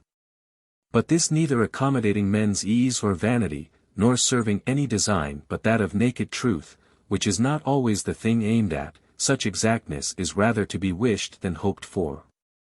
And since the loose application of names, to undetermined, variable, and almost no ideas, serves both to cover our own ignorance, as well as to perplex and confound others, which goes for learning and superiority in knowledge. It is no wonder that most men should use it themselves, whilst they complain of it in others. Though I think no small part of the confusion to be found in the notions of men might, by care and ingenuity, be avoided, yet I am far from concluding it everywhere wilful. Some ideas are so complex, and made up of so many parts, that the memory does not easily retain the very same precise combination of simple ideas under one name, much less are we able constantly to divine for what precise complex idea such a name stands in another man's use of it. From the first of these, follows confusion in a man's own reasonings and opinions within himself, from the latter, frequent confusion in discoursing and arguing with others. But having more at large treated of words, their defects, and abuses, in the following book, I shall here say no more of it. 13. Complex ideas may be distinct in one part, and confused in another. Our complex ideas, being made up of collections, and so variety of simple ones, may accordingly be very clear and distinct in one part, and very obscure and confused in another. In a man who speaks of a killiedron, or a body of 1,000 sides, the ideas of the figure may be very confused, though that of the number be very distinct. So that he being able to discourse and demonstrate concerning that part of his complex idea which depends upon the number of 1,000, he is apt to think he has a distinct idea of a killiedron. Though it be plain he has no precise idea of its figure, so as to distinguish it, by that, from one that has but 999 sides, the not observing whereof causes no small error in men's thoughts, and confusion in their discourses. 14. This, if not heeded, causes confusion in our arguings. He that thinks he has a distinct idea of the figure of a killiedron, let him for trial's sake take another parcel of the same uniform matter, viz. Gold or wax of an equal bulk, and make it into a figure of 999 sides. He will, I doubt not, be able to distinguish these two ideas one from another, by the number of sides. And reason and argue distinctly about them, whilst he keeps his thoughts and reasoning to that part only of these ideas which is contained in their numbers. As that the sides of the one could be divided into two equal numbers, and of the others not, and but when he goes about to distinguish them by their figure, he will there be presently at a loss, and not be able, I think, to frame in his mind two ideas, one of them distinct from the other, by the bare figure of these two pieces of gold. As he could, if the same parcels of gold were made one into a cube, the other a figure of 5 sides. In which incomplete ideas, we are very apt to impose on ourselves, and wrangle with others, especially where they have particular and familiar names. For, being satisfied in that part of the idea which we have clear, and the name which is familiar to us, being applied to the whole, containing that part also which is imperfect and obscure, we are apt to use it for that confused part, and draw deductions from it in the obscure part of its signification, as confidently as we do from the other. 15. Instance in eternity.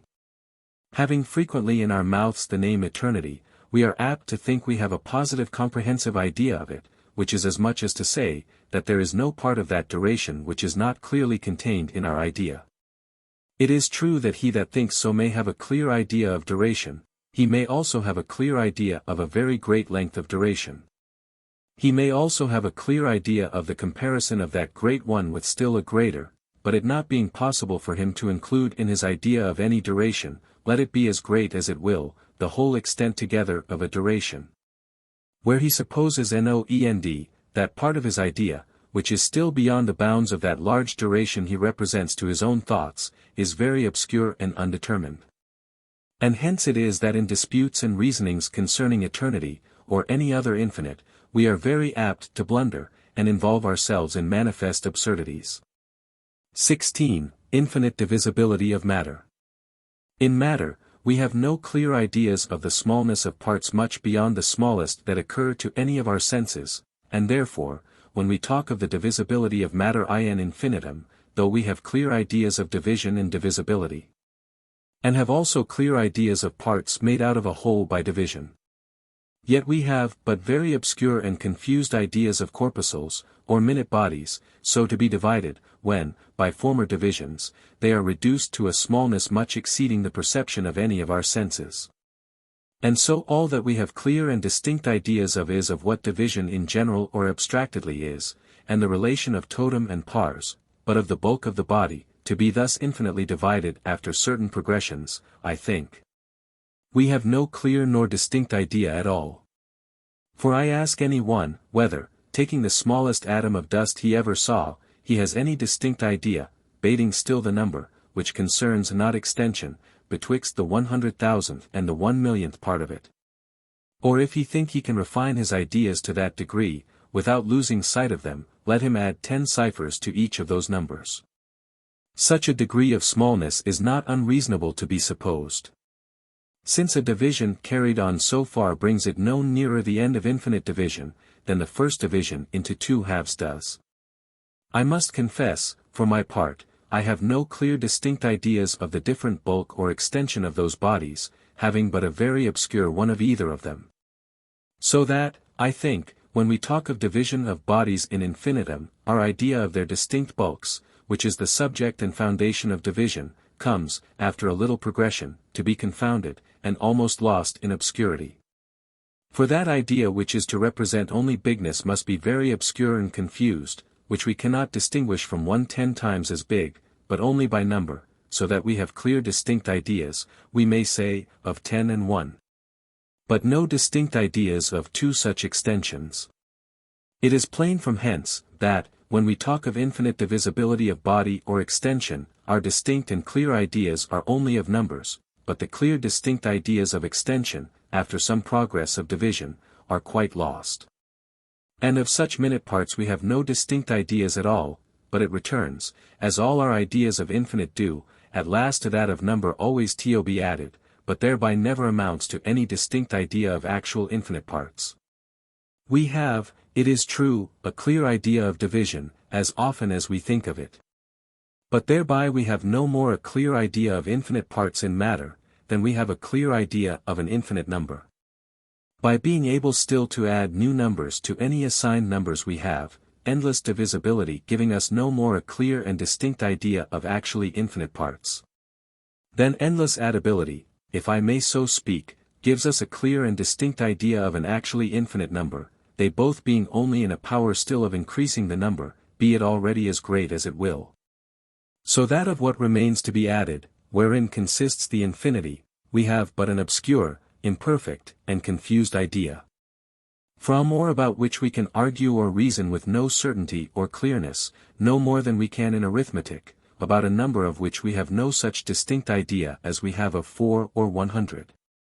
But only this relative obscure one, that, compared to any other, it is still bigger, and we have no more a clear positive idea of it, when we dropped line, than if we should say it is bigger than 40 or 400,000. 000 having no nearer a proportion to the end of addition or number than 4. For he that adds only 4 to 4, and so proceeds, shall as soon come to the end of all addition, as he that adds 400 million to 400 million. And so likewise in eternity. He that has an idea of but 4 years, has as much a positive complete idea of eternity, as he that has one of 400 million of years, for what remains of eternity beyond either of these two numbers of years, is as clear to the one as the other, i.e. neither of them has any clear positive idea of it at all. For he that adds only 4 years to 4, and so on, shall as soon reach eternity as he that adds 400 million of years, and so on. Or, if he please, doubles the increase as often as he will, the remaining abyss being still as far beyond the end of all these progressions as it is from the length of a day or an hour. For nothing finite bears any proportion to infinite. And therefore our ideas, which are all finite, cannot bear any. Thus it is also in our idea of extension, when we increase it by addition, as well as when we diminish it by division, and would enlarge our thoughts to infinite space. After a few doublings of those ideas of extension, which are the largest we are accustomed to have, we lose the clear distinct idea of that space, it becomes a confusedly great one, with a surplus of still greater. About which, when we would argue or reason, we shall always find ourselves at a loss, confused ideas, in our arguings and deductions from that part of them which is confused, always leading us into confusion. Chapter 30. Of Real and Fantastical Ideas. 1. Ideas considered in reference to their archetypes. Besides what we have already mentioned concerning ideas, other considerations belong to them, in reference to things from whence they are taken, or which they may be supposed to represent. And thus, I think, they may come under a threefold distinction, and are, first, either real or fantastical, secondly, adequate or inadequate, thirdly, true or false. First, by real ideas, I mean such as have a foundation in nature. Such as have a conformity with the real being and existence of things, or with their archetypes. Fantastical or chimerical, I call such as have no foundation in nature, nor have any conformity with that reality of being to which they are tacitly referred, as to their archetypes. If we examine the several sorts of ideas before mentioned, we shall find that 2. Simple ideas are all real appearances of things. First, our simple ideas are all real, all agree to the reality of things, not that they are all of them the images or representations of what does exist, the contrary whereof, in all but the primary qualities of bodies, hath been already shown. But, though whiteness and coldness are no more in snow than pain is, yet those ideas of whiteness and coldness, pain, and being in us the effects of powers in things without us, ordained by our Maker to produce in us such sensations. They are real ideas in us, whereby we distinguish the qualities that are really in things themselves. For, these several appearances being designed to be the mark whereby we are to know and distinguish things which we have to do with, our ideas do as well serve us to that purpose, and are as real distinguishing characters.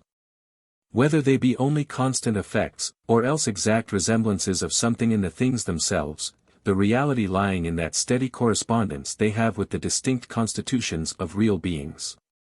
But whether they answer to those constitutions, as to causes or patterns, it matters not, it suffices that they are constantly produced by them. And thus our simple ideas are all real and true, because they answer and agree to those powers of things which produce them on our minds, that being all that is requisite to make them real, and not fictions at pleasure. For in simple ideas, as has been shown, the mind is wholly confined to the operation of things upon it, and can make to itself no simple idea, more than what it was received. 3. Complex ideas are voluntary combinations. Though the mind be wholly passive in respect of its simple ideas, yet, I think, we may say it is not so in respect of its complex ideas. For those being combinations of simple ideas put together, and united under one general name, it is plain that the mind of man uses some kind of liberty in forming those complex ideas. How else comes it to pass that one man's idea of gold, or justice, is different from another's, but because he has put in, or left out of his, some simple idea which the other has not? The question then is, which of these are real, and which barely imaginary combinations? What collections agree to the reality of things, and what not? And to this I say that 4. Mixed modes and relations, made of consistent ideas, are real. Secondly, mixed modes and relations, having no other reality but what they have in the minds of men, there is nothing more required to this kind of ideas to make them real, but that they be so framed that there be a possibility of existing conformable to them. These ideas themselves, being archetypes, cannot differ from their archetypes, and so cannot be chimerical, unless any one will jumble together in them inconsistent ideas. Indeed, as any of them have the names of a known language assigned to them, by which he that has them in his mind would signify them to others, so bare possibility of existing is not enough. They must have a conformity to the ordinary signification of the name that is given them, that they may not be thought fantastical, as if a man would give the name of justice to that idea which common use calls liberality. But this fantasticalness relates more to propriety of speech, than reality of ideas. For a man to be undisturbed in danger, sedately to consider what is fittest to be done, and to execute it steadily, is a mixed mode, or a complex idea of an action which may exist. But to be undisturbed in danger, without using one's reason or industry, is what is also possible to be, and so is as real an idea as the other. Though the first of these, having the name courage given to it, may, in respect of that name, be a right or wrong idea. But the other, whilst it has not a common received name of any known language assigned to it, is not capable of any deformity, being made with no reference to anything but itself. 5. Complex ideas of substances are real, when they agree with the existence of things. Thirdly, our complex ideas of substances, being made all of them in reference to things existing without us, and intended to be representations of substances as they really are no further real than as they are such combinations of simple ideas as are really united, and coexist in things without us. On the contrary, those are fantastical which are made up of such collections of simple ideas as were really never united, never were found together in any substance, v.g. a rational creature, consisting of a horse's head, joined to a body of human shape, or such as the centaurs are described, or, a body yellow, very malleable, fusible, and fixed, but lighter than common water, or an uniform, unorganized body. Consisting, as to sense, all of similar parts, with perception and voluntary motion joined to it.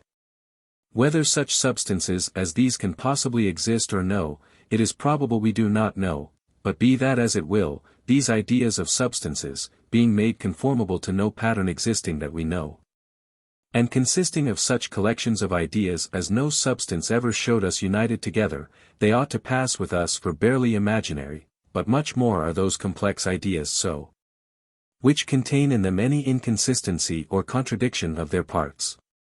Chapter 31. Of Adequate and Inadequate Ideas.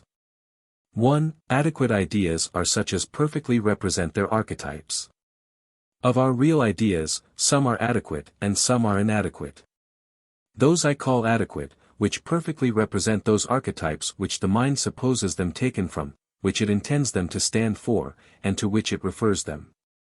Inadequate ideas are such, which are but a partial or incomplete representation of those archetypes to which they are referred. Upon which account it is plain.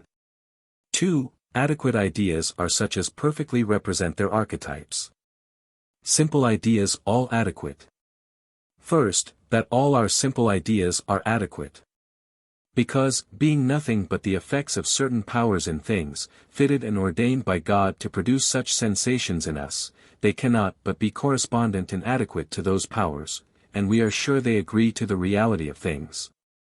For, if sugar produce in us the ideas which we call whiteness and sweetness, we are sure there is a power in sugar to produce those ideas in our minds, or else they could not have been produced by it. And so each sensation answering the power that operates on any of our senses, the idea so produced is a real idea, and not a fiction of the mind, which has no power to produce any simple idea. And cannot but be adequate, since it ought only to answer that power, and so all simple ideas are adequate. It is true, the things producing in us these simple ideas are but few of them denominated by us, as if they were only the causes of them. But as if those ideas were real beings in them. For, though fire be called painful to the touch, whereby is signified the power of producing in us the idea of pain, yet it is denominated also light and hot. As if light and heat were really something in the fire, more than a power to excite these ideas in us, and therefore are called qualities in or of the fire. But these being nothing, in truth, but powers to excite such ideas in us, I must in that sense be understood, when I speak of secondary qualities as being in things, or of their ideas as being the objects that excite them in us. Such ways of speaking, though accommodated to the vulgar notions, without which one cannot be well understood, yet truly signify nothing but those powers which are in things to excite certain sensations or ideas in us.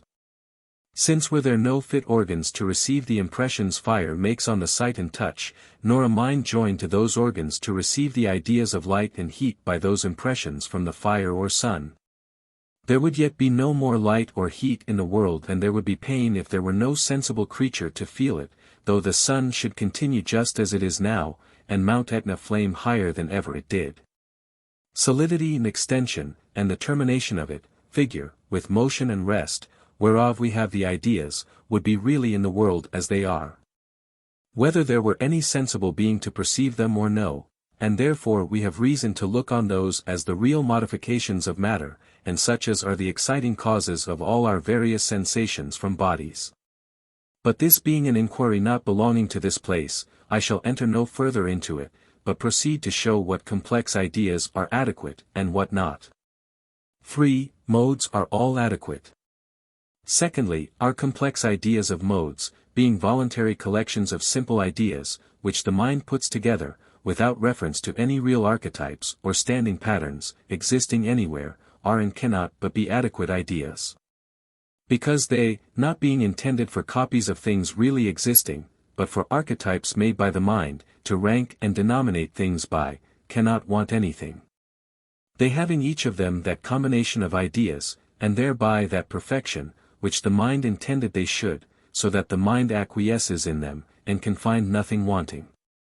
Thus, by having the idea of a figure with 3 sides meeting at 3 angles, I have a complete idea, wherein I require nothing else to make it perfect. That the mind is satisfied with the perfection of this its idea is plain, in that it does not conceive that any understanding hath, or can have, a more complete or perfect idea of that thing it signifies by the word triangle, supposing it to exist. Then itself has, in that complex idea of 3 sides and 3 angles, in which is contained all that is or can be essential to it, or necessary to complete it, wherever or however it exists. But in our ideas of substances it is otherwise. For there, desiring to copy things as they really do exist, and to represent to ourselves that constitution on which all their properties depend, we perceive our ideas attain not that perfection we intend, we find they still want something we should be glad were in them. And so are all inadequate. But mixed modes and relations, being archetypes without patterns, and so having nothing to represent but themselves, cannot but be adequate, everything being so to itself. He that at first put together the idea of danger perceived, absence of disorder from fear, sedate consideration of what was justly to be done, and executing that without disturbance, or being deterred by the danger of it, had certainly in his mind that complex idea made up of that combination, and intending it to be nothing else but what is, nor to have in it any other simple ideas but what it hath. It could not also but be an adequate idea, and laying this up in his memory, with the name courage annexed to it, to signify to others, and denominate from thence any action he should observe to agree with it, had thereby a standard to measure and denominate actions by, as they agreed to it. This idea, thus made and laid up for a pattern, must necessarily be adequate, being referred to nothing else but itself, nor made by any other original but the good liking and will of him that first made this combination. 4. Modes, in reference to settled names, may be inadequate. Indeed another coming after, and in conversation learning from him the word courage, may make an idea, to which he gives the name courage, different from what the first author applied it to, and has in his mind when he uses it. And in this case, if he designs that his idea in thinking should be conformable to the other's idea, as the name he uses in speaking is conformable in sound to his from whom he learned it, his idea may be very wrong and inadequate, because in this case, making the other man's idea the pattern of his idea in thinking, as the other man's word or sound is the pattern of his in speaking, his idea is so far defective and inadequate, as it is distant from the archetype and pattern he refers it to, and intends to express and signify by the name he uses for it. Which name he would have to be a sign of the other man's idea, to which, in its proper use, it is primarily annexed, and of his own, as agreeing to it, to which if his own does not exactly correspond, it is faulty and inadequate. 5. Because then means, in propriety of speech, to correspond to the ideas in some other mind. Therefore these complex ideas of modes, which they are referred by the mind, and intended to correspond to the ideas in the mind of some other intelligent being, expressed by the names we apply to them, they may be very deficient, wrong, and inadequate. Because they agree not to that which the mind designs to be their archetype and pattern, in which respect only any idea of modes can be wrong, imperfect, or inadequate. And on this account our ideas of mixed modes are the most liable to be faulty of any other, but this refers more to proper speaking than knowing right. 6. Ideas of substances, as referred to real essences, not adequate.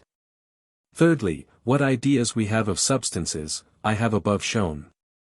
Now, those ideas have in the mind a double reference. 1. Sometimes they are referred to a supposed real essence of each species of things.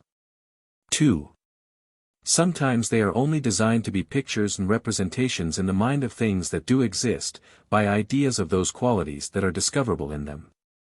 In both which ways these copies of those originals and archetypes are imperfect and inadequate. First, it is usual for men to make the names of substances stand for things as supposed to have certain real essences, whereby they are of this or that species, and names standing for nothing but the ideas that are in men's minds. They must constantly refer their ideas to such real essences, as to their archetypes. That men, especially such as have been bred up in the learning taught in this part of the world, do suppose certain specific essences of substances, which each individual in its several kinds is made conformable to and partakes of, is so far from needing proof that it will be thought strange if any one should do otherwise. And thus they ordinarily apply the specific names they rank particular substances under, to things as distinguished by such specific real essences. Who is there almost, who would not take it amiss if it should be doubted whether he called himself a man, with any other meaning than as having the real essence of a man? And yet if you demand what those real essences are, it is plain men are ignorant, and know them not. From whence it follows, that the ideas they have in their minds, being referred to real essences, as to archetypes which are unknown, must be so far from being adequate that they cannot be supposed to be any representation of them at all. The complex ideas we have of substances are, as it has been shown, certain collections of simple ideas that have been observed or supposed constantly to exist together. But such a complex idea cannot be the real essence of any substance. For then the properties we discover in that body would depend on that complex idea, and be deducible from it, and their necessary connection with it be known. As all properties of a triangle depend on, and, as far as they are discoverable, are deducible from the complex idea of three lines including a space. But it is plain that in our complex ideas of substances are not contained such ideas, on which all the other qualities that are to be found in them do depend. The common idea men have of iron is, a body of a certain color, weight, and hardness. And a property that they look on as belonging to it, is malleableness. But yet this property has no necessary connection with that complex idea, or any part of it, and there is no more reason to think that malleableness depends on that color, weight, and hardness, than that color or that weight depends on its malleableness.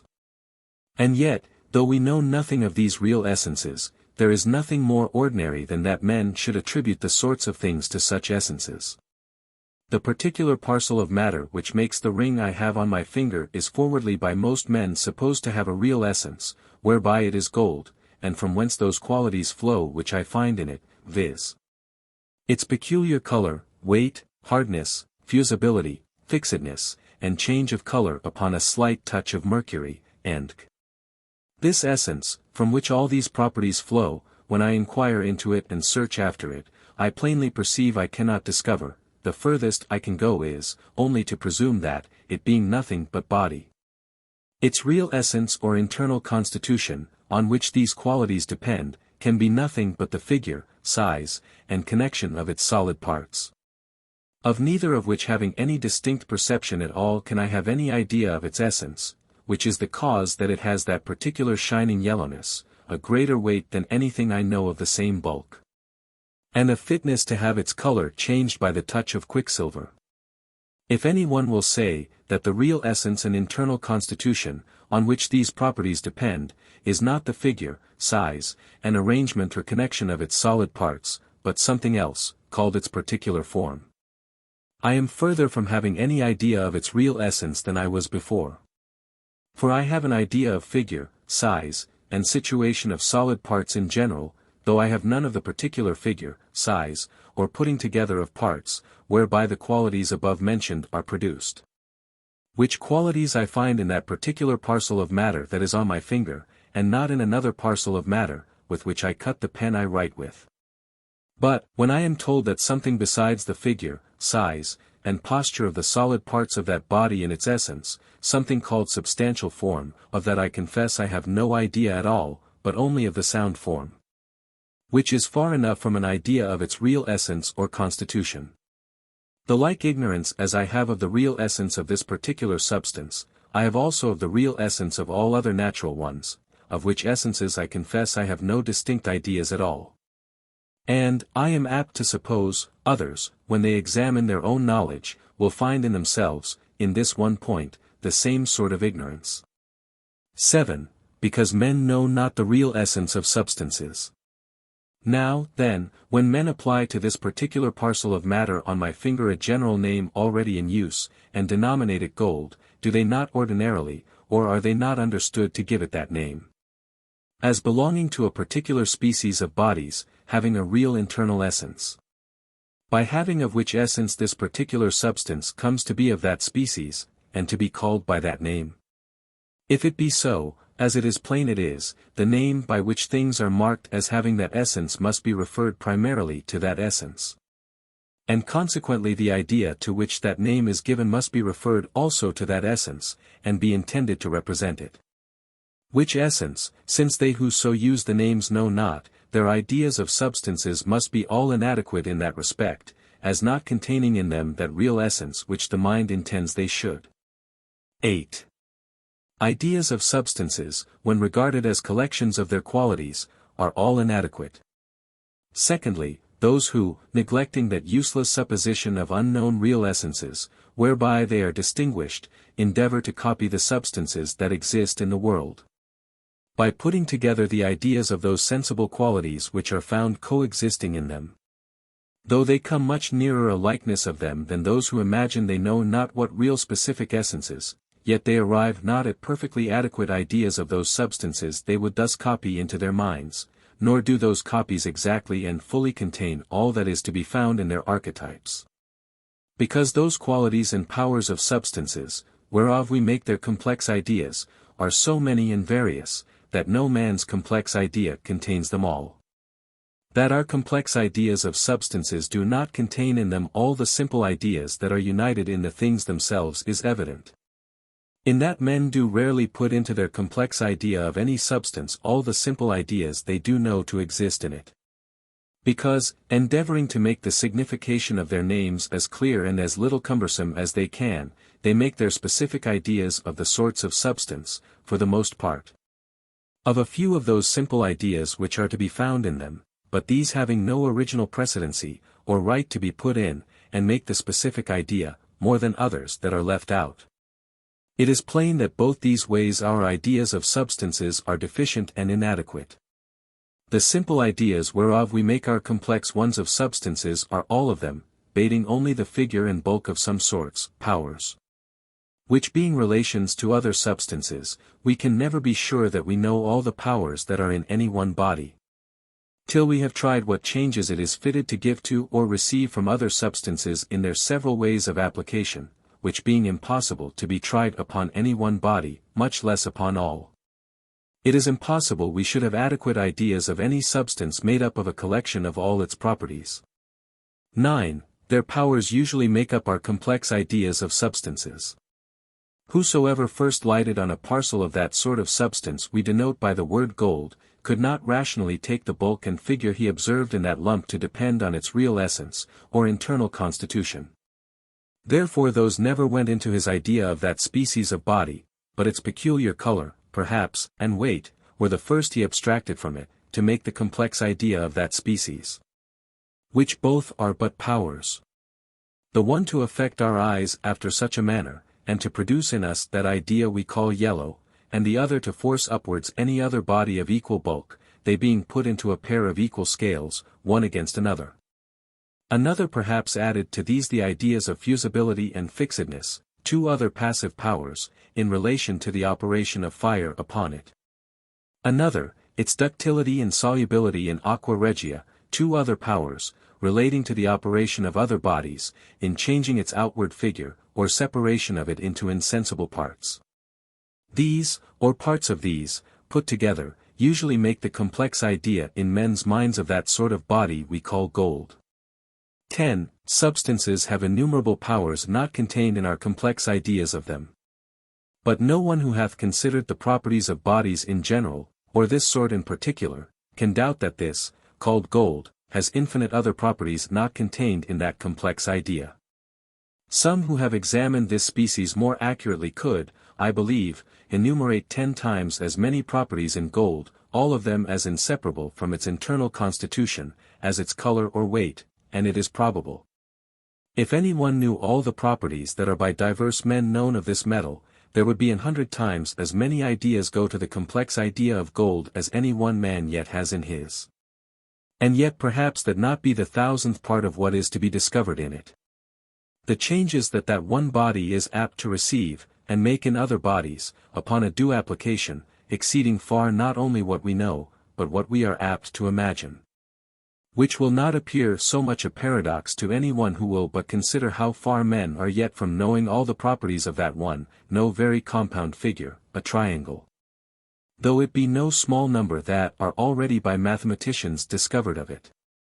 11. Ideas of substances, being got only by collecting their qualities, are all inadequate. So that all our complex ideas of substances are imperfect and inadequate. Which would be so also in mathematical figures, if we were to have our complex ideas of them, only by collecting their properties in reference to other figures. How uncertain and imperfect would our ideas be of an ellipsis, if we had no other idea of it, but some few of its properties. Whereas, having in our plain idea the whole essence of that figure, we from thence discover those properties, and demonstratively see how they flow, and are inseparable from it. 12. Simple ideas, word in Greek, and adequate. Thus the mind has three sorts of abstract ideas or nominal essences. First, simple ideas, which are, word in Greek, or copies, but yet certainly adequate. Because, being intended to express nothing but the power in things to produce in the mind such a sensation, that sensation, when it is produced, cannot but be the effect of that power. So the paper I write on, having the power in the light, I speak according to the common notion of light, to produce in men the sensation which I call white, it cannot but be the effect of such a power in something without the mind. Since the mind has not the power to produce any such idea in itself, and being meant for nothing else but the effect of such a power, that simple idea is, words missing, the sensation of white, in my mind. Being the effect of that power which is in the paper to produce it, is perfectly adequate to that power. Or else that power would produce a different idea.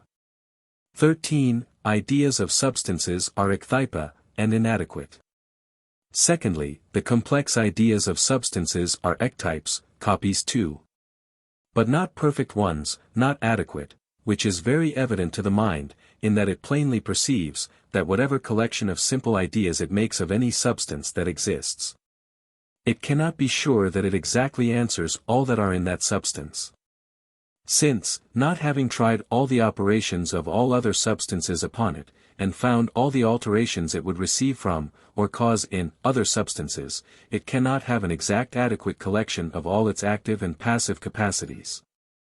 And so not have an adequate complex idea of the powers of any substance existing, and its relations, which is that sort of complex idea of substances we have. And, after all, if we would have, and actually had, in our complex idea, an exact collection of all the secondary qualities or powers of any substance, we should not yet thereby have an idea of the essence of that thing. For, since the powers or qualities that are observable by us are not the real essence of that substance, but depend on it, and flow from it, any collection whatsoever of these qualities cannot be the real essence of that thing. Whereby it is plain, that our ideas of substances are not adequate, are not what the mind intends them to be. Besides, a man has no idea of substance in general, nor knows what substance is in itself. 14. Ideas of modes and relations are archetypes, and cannot be adequate. Thirdly, complex ideas of modes and relations are originals, and archetypes are not copies, nor made after the pattern of any real existence, to which the mind intends them to be conformable, and exactly to answer. These being such collections of simple ideas that the mind itself puts together, and such collections that each of them contains in it precisely all that the mind intends that it should, they are archetypes and essences of modes that may exist. And so are designed only for, and belong only to such modes as, when they do exist, have an exact conformity with those complex ideas. The ideas, therefore, of modes and relations cannot but be adequate. Chapter 32. Of True and False Ideas. 1. Truth and falsehood properly belong to propositions, not to ideas. Though truth and falsehood belong, in propriety of speech, only to propositions, yet ideas are oftentimes termed true or false, as what words are there that are not used with great latitude, and with some deviation from their strict and proper significations?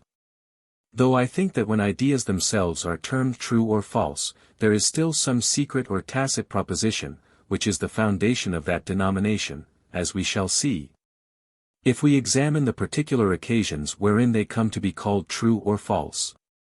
In all which we shall find some kind of affirmation or negation, which is the reason of that denomination.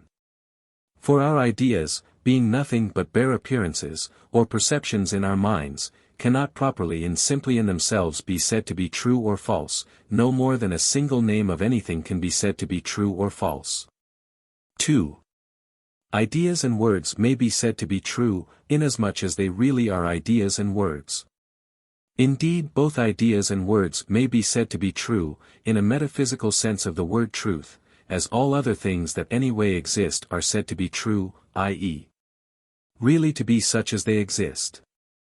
Though in things called true, even in that sense, there is perhaps a secret reference to our ideas, looked upon as the standards of that truth, which amounts to a mental proposition, though it be usually not taken notice of. 3. No idea, as an appearance in the mind, either true or false.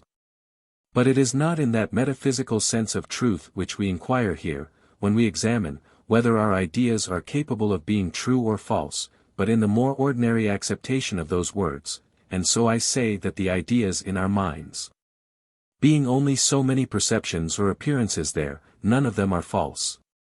The idea of a centaur having no more falsehood in it when it appears in our minds, than the name centaur has falsehood in it, when it is pronounced by our mouths, or written on paper.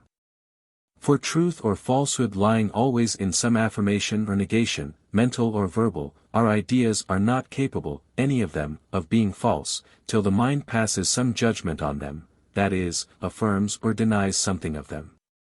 4. Ideas referred to anything extraneous to them may be true or false. Whenever the mind refers any of its ideas to anything extraneous to them, they are then capable to be called true or false.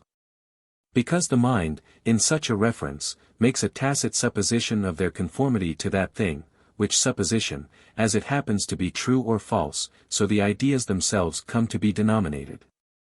The most usual cases wherein this happens, are these following. 5. Other men's ideas, real existence, and supposed real essences, are what men usually refer their ideas to. First, when the mind supposes any idea it has conformable to that in other men's minds, called by the same common name, v.g.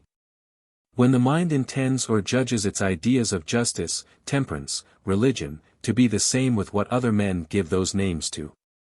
Secondly, when the mind supposes any idea it has in itself to be conformable to some real existence. Thus the two ideas of a man and a centaur, supposed to be the ideas of real substances, are the one true and the other false, the one having a conformity to what has really existed, the other not. Thirdly, when the mind refers any of its ideas to that real constitution and essence of anything, whereon all its properties depend, and thus the greatest part, if not all our ideas of substances, are false. 6. The cause of such reference. These suppositions the mind is very apt tacitly to make concerning its own ideas. But yet, if we will examine it, we shall find it is chiefly, if not only, concerning its abstract complex ideas. For the natural tendency of the mind being towards knowledge, and finding that, if it should proceed by and dwell upon only particular things, its progress would be very slow, and its work endless. Therefore, to shorten its way to knowledge, and make each perception more comprehensive, the first thing it does, as the foundation of the easier enlarging its knowledge either by contemplation of the things themselves that it would know, or conference with others about them, is to bind them into bundles, and rank them so into sorts, that what knowledge it gets of any of them it may thereby with assurance extend to all of that sort. And so advance by larger steps in that which is its great business, knowledge. This, as I have elsewhere shown, is the reason why we collect things under comprehensive ideas, with names annexed to them, into genera and species, i.e., into kinds and sorts. 7. Names of things supposed to carry in them knowledge of their essences. If therefore we will warily attend to the motions of the mind, and observe what course it usually takes in its way to knowledge, we shall I think find That the mind having got an idea which it thinks it may have use of either in contemplation or discourse, the first thing it does is to abstract it, and then get a name to it. And so lay it up in its storehouse, the memory, as containing the essence of a sort of things, of which that name is always to be the mark. Hence it is, that we may often observe that, when any one sees a new thing of a kind that he knows not, he presently asks, what it is, meaning by that inquiry nothing but the name. As if the name carried with it the knowledge of the species, or the essence of it, whereof it is indeed used as the mark, and is generally supposed annexed to it. 8. How men suppose that their ideas must correspond to things, and to the customary meanings of names. But this abstract idea, being something in the mind, between the thing that exists, and the name that is given to it. It is in our ideas that both the rightness of our knowledge, and the propriety and intelligibleness of our speaking, consists. And hence it is that men are so forward to suppose, that the abstract ideas they have in their minds are such as agree to the things existing without them, to which they are referred. And are the same also to which the names they give them do by the use and propriety of that language belong. For without this double conformity of their ideas, they find they should both think amiss of things in themselves, and talk of them unintelligibly to others. 9. Simple ideas may be false, in reference to others of the same name, but are least liable to be so. First, then, I say, that when the truth of our ideas is judged of by the conformity they have to the ideas which other men have, and commonly signify by the same name, they may be any of them false. But yet simple ideas are least of all liable to be so mistaken.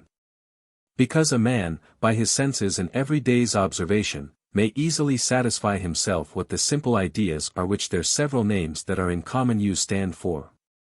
They being but few in number, and such as, if he doubts or mistakes in, he may easily rectify by the objects they are to be found in. Therefore it is seldom that any one mistakes in his names of simple ideas, or applies the name red to the idea green, or the name sweet to the idea bitter, much less are men apt to confound the names of ideas belonging to different senses, and call a color by the name of a taste, and whereby it is evident that the simple ideas they call by any name are commonly the same that others have and mean when they use the same names. 10. Ideas of mixed modes most liable to be false in this sense. Complex ideas are much more liable to be false in this respect, and the complex ideas of mixed modes much more than those of substances. Because in substances, especially those which the common and unborrowed names of any language are applied to, some remarkable sensible qualities, serving ordinarily to distinguish one sort from another, easily preserve those who take any care in the use of their words, from applying them to sorts of substances to which they do not at all belong. But in mixed modes we are much more uncertain, it being not so easy to determine of several actions, whether they are to be called justice or cruelty, liberality or prodigality. And so in referring our ideas to those of other men, called by the same names, ours may be false, and the idea in our minds, which we express by the word justice, may perhaps be that which ought to have another name. 11. Or at least to be thought false. But whether or no our ideas of mixed modes are more liable than any sort to be different from those of other men, which are marked by the same names, this at least is certain. That this sort of falsehood is much more familiarly attributed to our ideas of mixed modes than to any other. When a man is thought to have a false idea of justice, or gratitude, or glory, it is for no other reason, but that his agrees not with the ideas which each of those names are the signs of in other men. 12. And why? The reason whereof seems to me to be this, that the abstract ideas of mixed modes, being men's voluntary combinations of such a precise collection of simple ideas, and so the essence of each species being made by men alone, whereof we have no other sensible standard existing anywhere but the name itself, or the definition of that name. We having nothing else to refer these our ideas of mixed modes to, as a standard to which we would conform them, but the ideas of those who are thought to use those names in their most proper significations. And, so as our ideas conform or differ from them, they pass for true or false. And thus much concerning the truth and falsehood of our ideas, in reference to their names. 13. As referred to real existence, none of our ideas can be false but those of substances. Secondly, as to the truth and falsehood of our ideas, in reference to the real existence of things. When that is made the standard of their truth, none of them can be termed false but only our complex ideas of substances. 14. First, simple ideas in this sense not false and why. First, our simple ideas, being barely such perceptions as God has fitted us to receive, and given power to external objects to produce in us by established laws and ways, suitable to his wisdom and goodness, though incomprehensible to us. Their truth consists in nothing else but in such appearances as are produced in us, and must be suitable to those powers he has placed in external objects or else they could not be produced in us, and thus answering those powers. They are what they should be, true ideas. Nor do they become liable to any imputation of falsehood, if the mind, as in most men I believe it does, judges these ideas to be in the things themselves. For God in his wisdom having set them as marks of distinction in things, whereby we may be able to discern one thing from another, and so choose any of them for our uses as we have occasion. It alters not the nature of our simple idea, whether we think that the idea of blue be in the violet itself, or in our mind only. And only the power of producing it by the texture of its parts, reflecting the particles of light after a certain manner, to be in the violet itself. For that texture in the object, by a regular and constant operation producing the same idea of blue in us, it serves us to distinguish, by our eyes, that from any other thing. Whether that distinguishing mark, as it is really in the violet, be only a peculiar texture of parts, or else that very color, the idea whereof, which is in us, is the exact resemblance. And it is equally from that appearance to be denominated blue, whether it be that real color, or only a peculiar texture in it, that causes in us that idea, since the name, blue, notes properly nothing but that mark of distinction that is in a violet, discernible only by our eyes, whatever it consists in. That being beyond our capacities distinctly to know, and perhaps would be of less use to us, if we had faculties to discern. 15. Though one man's idea of blue should be different from another's. Neither would it carry any imputation of falsehood to our simple ideas, if by the different structure of our organs it were so ordered, that the same object should produce in several men's minds different ideas at the same time, v.g. If the idea that a violet produced in one man's mind by his eyes were the same that a marigold produced in another man's, and vice versa. For, since this could never be known, because one man's mind could not pass into another man's body, to perceive what appearances were produced by those organs. Neither the ideas hereby, nor the names, would be at all confounded, or any falsehood be in either. For all things that had the texture of a violet, producing constantly the idea that he called blue, and those which had the texture of a marigold, producing constantly the idea which he as constantly called yellow. Whatever those appearances were in his mind, he would be able as regularly to distinguish things for his use by those appearances, and understand and signify those distinctions marked by the name blue and yellow, as if the appearances or ideas in his mind received from those two flowers were exactly the same with the ideas in other men's minds. I am nevertheless very apt to think that the sensible ideas produced by any object in different men's minds, are most commonly very near and undiscernibly alike. For which opinion, I think, there might be many reasons offered, but that being besides my present business, I shall not trouble my reader with them. But only mind him, that the contrary supposition, if it could be proved, is of little use either for the improvement of our knowledge or conveniency of life, and so we need not trouble ourselves to examine it. 16. Simple ideas can none of them be false in respect of real existence. From what has been said concerning our simple ideas, I think it evident that our simple ideas can none of them be false in respect of things existing without us. For the truth of these appearances or perceptions in our minds consisting, as has been said, only in their being answerable to the powers in external objects to produce by our senses such appearances in us. And each of them being in the mind such as it is, suitable to the power that produced it, and which alone it represents, it cannot upon that account, or as referred to such a pattern, be false.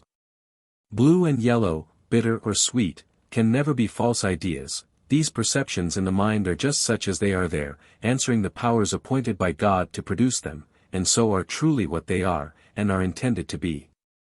Indeed the names may be misapplied, but that in this respect makes no falsehood in the ideas, as if a man ignorant in the English tongue should call purple scarlet. 17. Secondly, modes not false cannot be false in reference to essences of things. Secondly, neither can our complex ideas of modes, in reference to the essence of anything really existing, be false, because whatever complex ideas I have of any mode, it hath no reference to any pattern existing, and made by nature. It is not supposed to contain in it any other ideas than what it hath, nor to represent anything but such a complication of ideas as it does. Thus, when I have the idea of such an action of a man who forbears to afford himself such meat, drink, and clothing, and other conveniences of life, as his riches and estate will be sufficient to supply and his station requires, I have no false idea. But such an one as represents an action either as I find or imagine it, and so is capable of neither truth nor falsehood. But when I give the name frugality or virtue to this action, then it may be called a false idea, if thereby it be supposed to agree with that idea to which, in propriety of speech, the name of frugality doth belong, or to be conformable to that law which is the standard of virtue and vice. 18. Thirdly, ideas of substances may be false in reference to existing things. Thirdly, our complex ideas of substances, being all referred to patterns in things themselves, may be false. That they are all false, when looked upon as the representations of the unknown essences of things, is so evident that there needs nothing to be said of it. I shall therefore pass over that chimerical supposition, and consider them as collections of simple ideas in the mind, taken from combinations of simple ideas existing together constantly in things, of which patterns they are the supposed copies. And in this reference of them to the existence of things, they are false ideas, 1. When they put together simple ideas, which in the real existence of things have no union. As when to the shape and size that exist together in a horse, is joined in the same complex idea the power of barking like a dog, which three ideas, however put together into one in the mind, were never united in nature. And this, therefore, may be called a false idea of a horse.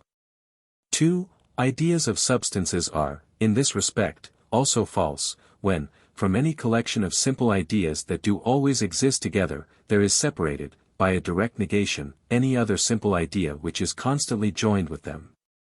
Thus, if to extension, solidity, fusibility, the peculiar weightiness, and yellow color of gold, any one join in his thoughts the negation of a greater degree of fixedness than is in lead or copper, he may be said to have a false complex idea. As well as when he joins to those other simple ones the idea of perfect absolute fixedness. For either way, the complex idea of gold being made up of such simple ones as have no union in nature, may be termed false. But, if he leaves out of this his complex idea that of fixedness quite, without either actually joining to or separating it from the rest in his mind, it is, I think, to be looked on as an inadequate and imperfect idea, rather than a false one.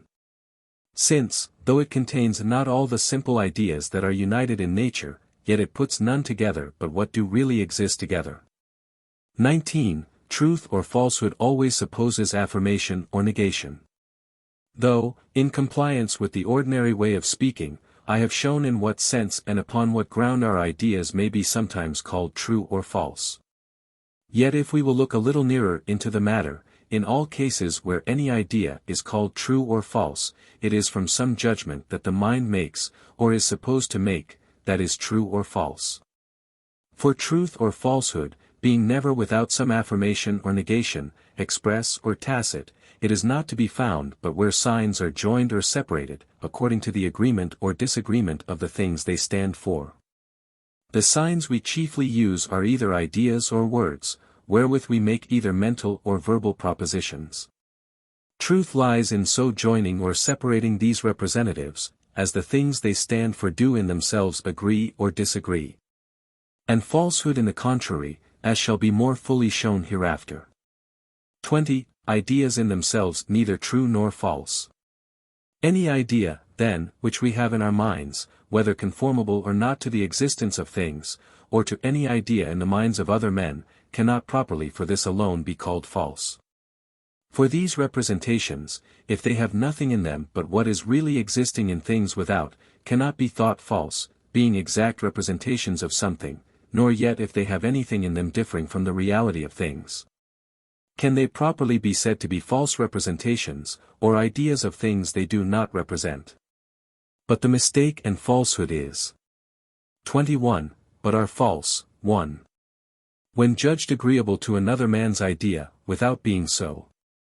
First, when the mind having any idea, it judges and concludes it the same that is in other men's minds, signified by the same name. Or that it is conformable to the ordinary received signification or definition of that word, when indeed it is not, which is the most usual mistake in mixed modes, though other ideas also are liable to it. 22.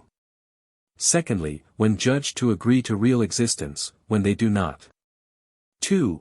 When it having a complex idea made up of such a collection of simple ones as nature never puts together, it judges it to agree to a species of creatures really existing. As when it joins the weight of tin to the color, fusibility, and fixedness of gold. 23. Thirdly, when judged adequate, without being so. 3. When in its complex idea it has united a certain number of simple ideas that do really exist together in some sort of creatures, but has also left out others as much inseparable. It judges this to be a perfect complete idea of a sort of things which really it is not. V.g. Having joined the ideas of substance, yellow, malleable, most heavy, and fusible, it takes that complex idea to be the complete idea of gold, when yet its peculiar fixedness, and solubility in aqua regia, are as inseparable from those other ideas. Or qualities, of that body as they are one from another. 24. Fourthly, when judged to represent the real essence. 4. The mistake is yet greater, when I judge that this complex idea contains in it the real essence of any body existing. When at least it contains but some few of those properties which flow from its real essence and constitution. I say only some few of those properties. For those properties consisting mostly in the active and passive powers it has in reference to other things, all that are vulgarly known of any one body, of which the complex idea of that kind of things is usually made, are but a very few. In comparison of what a man that has several ways tried and examined it knows of that one sort of things. And all that the most expert man knows are but a few, in comparison of what are really in that body, and depend on its internal or essential constitution. The essence of a triangle lies in a very little compass, consists in a very few ideas, 3 lines including a space make up that essence, but the properties that flow from this essence are more than can be easily known or enumerated. So I imagine it is in substances, their real essences lie in a little compass, though the properties flowing from that internal constitution are endless.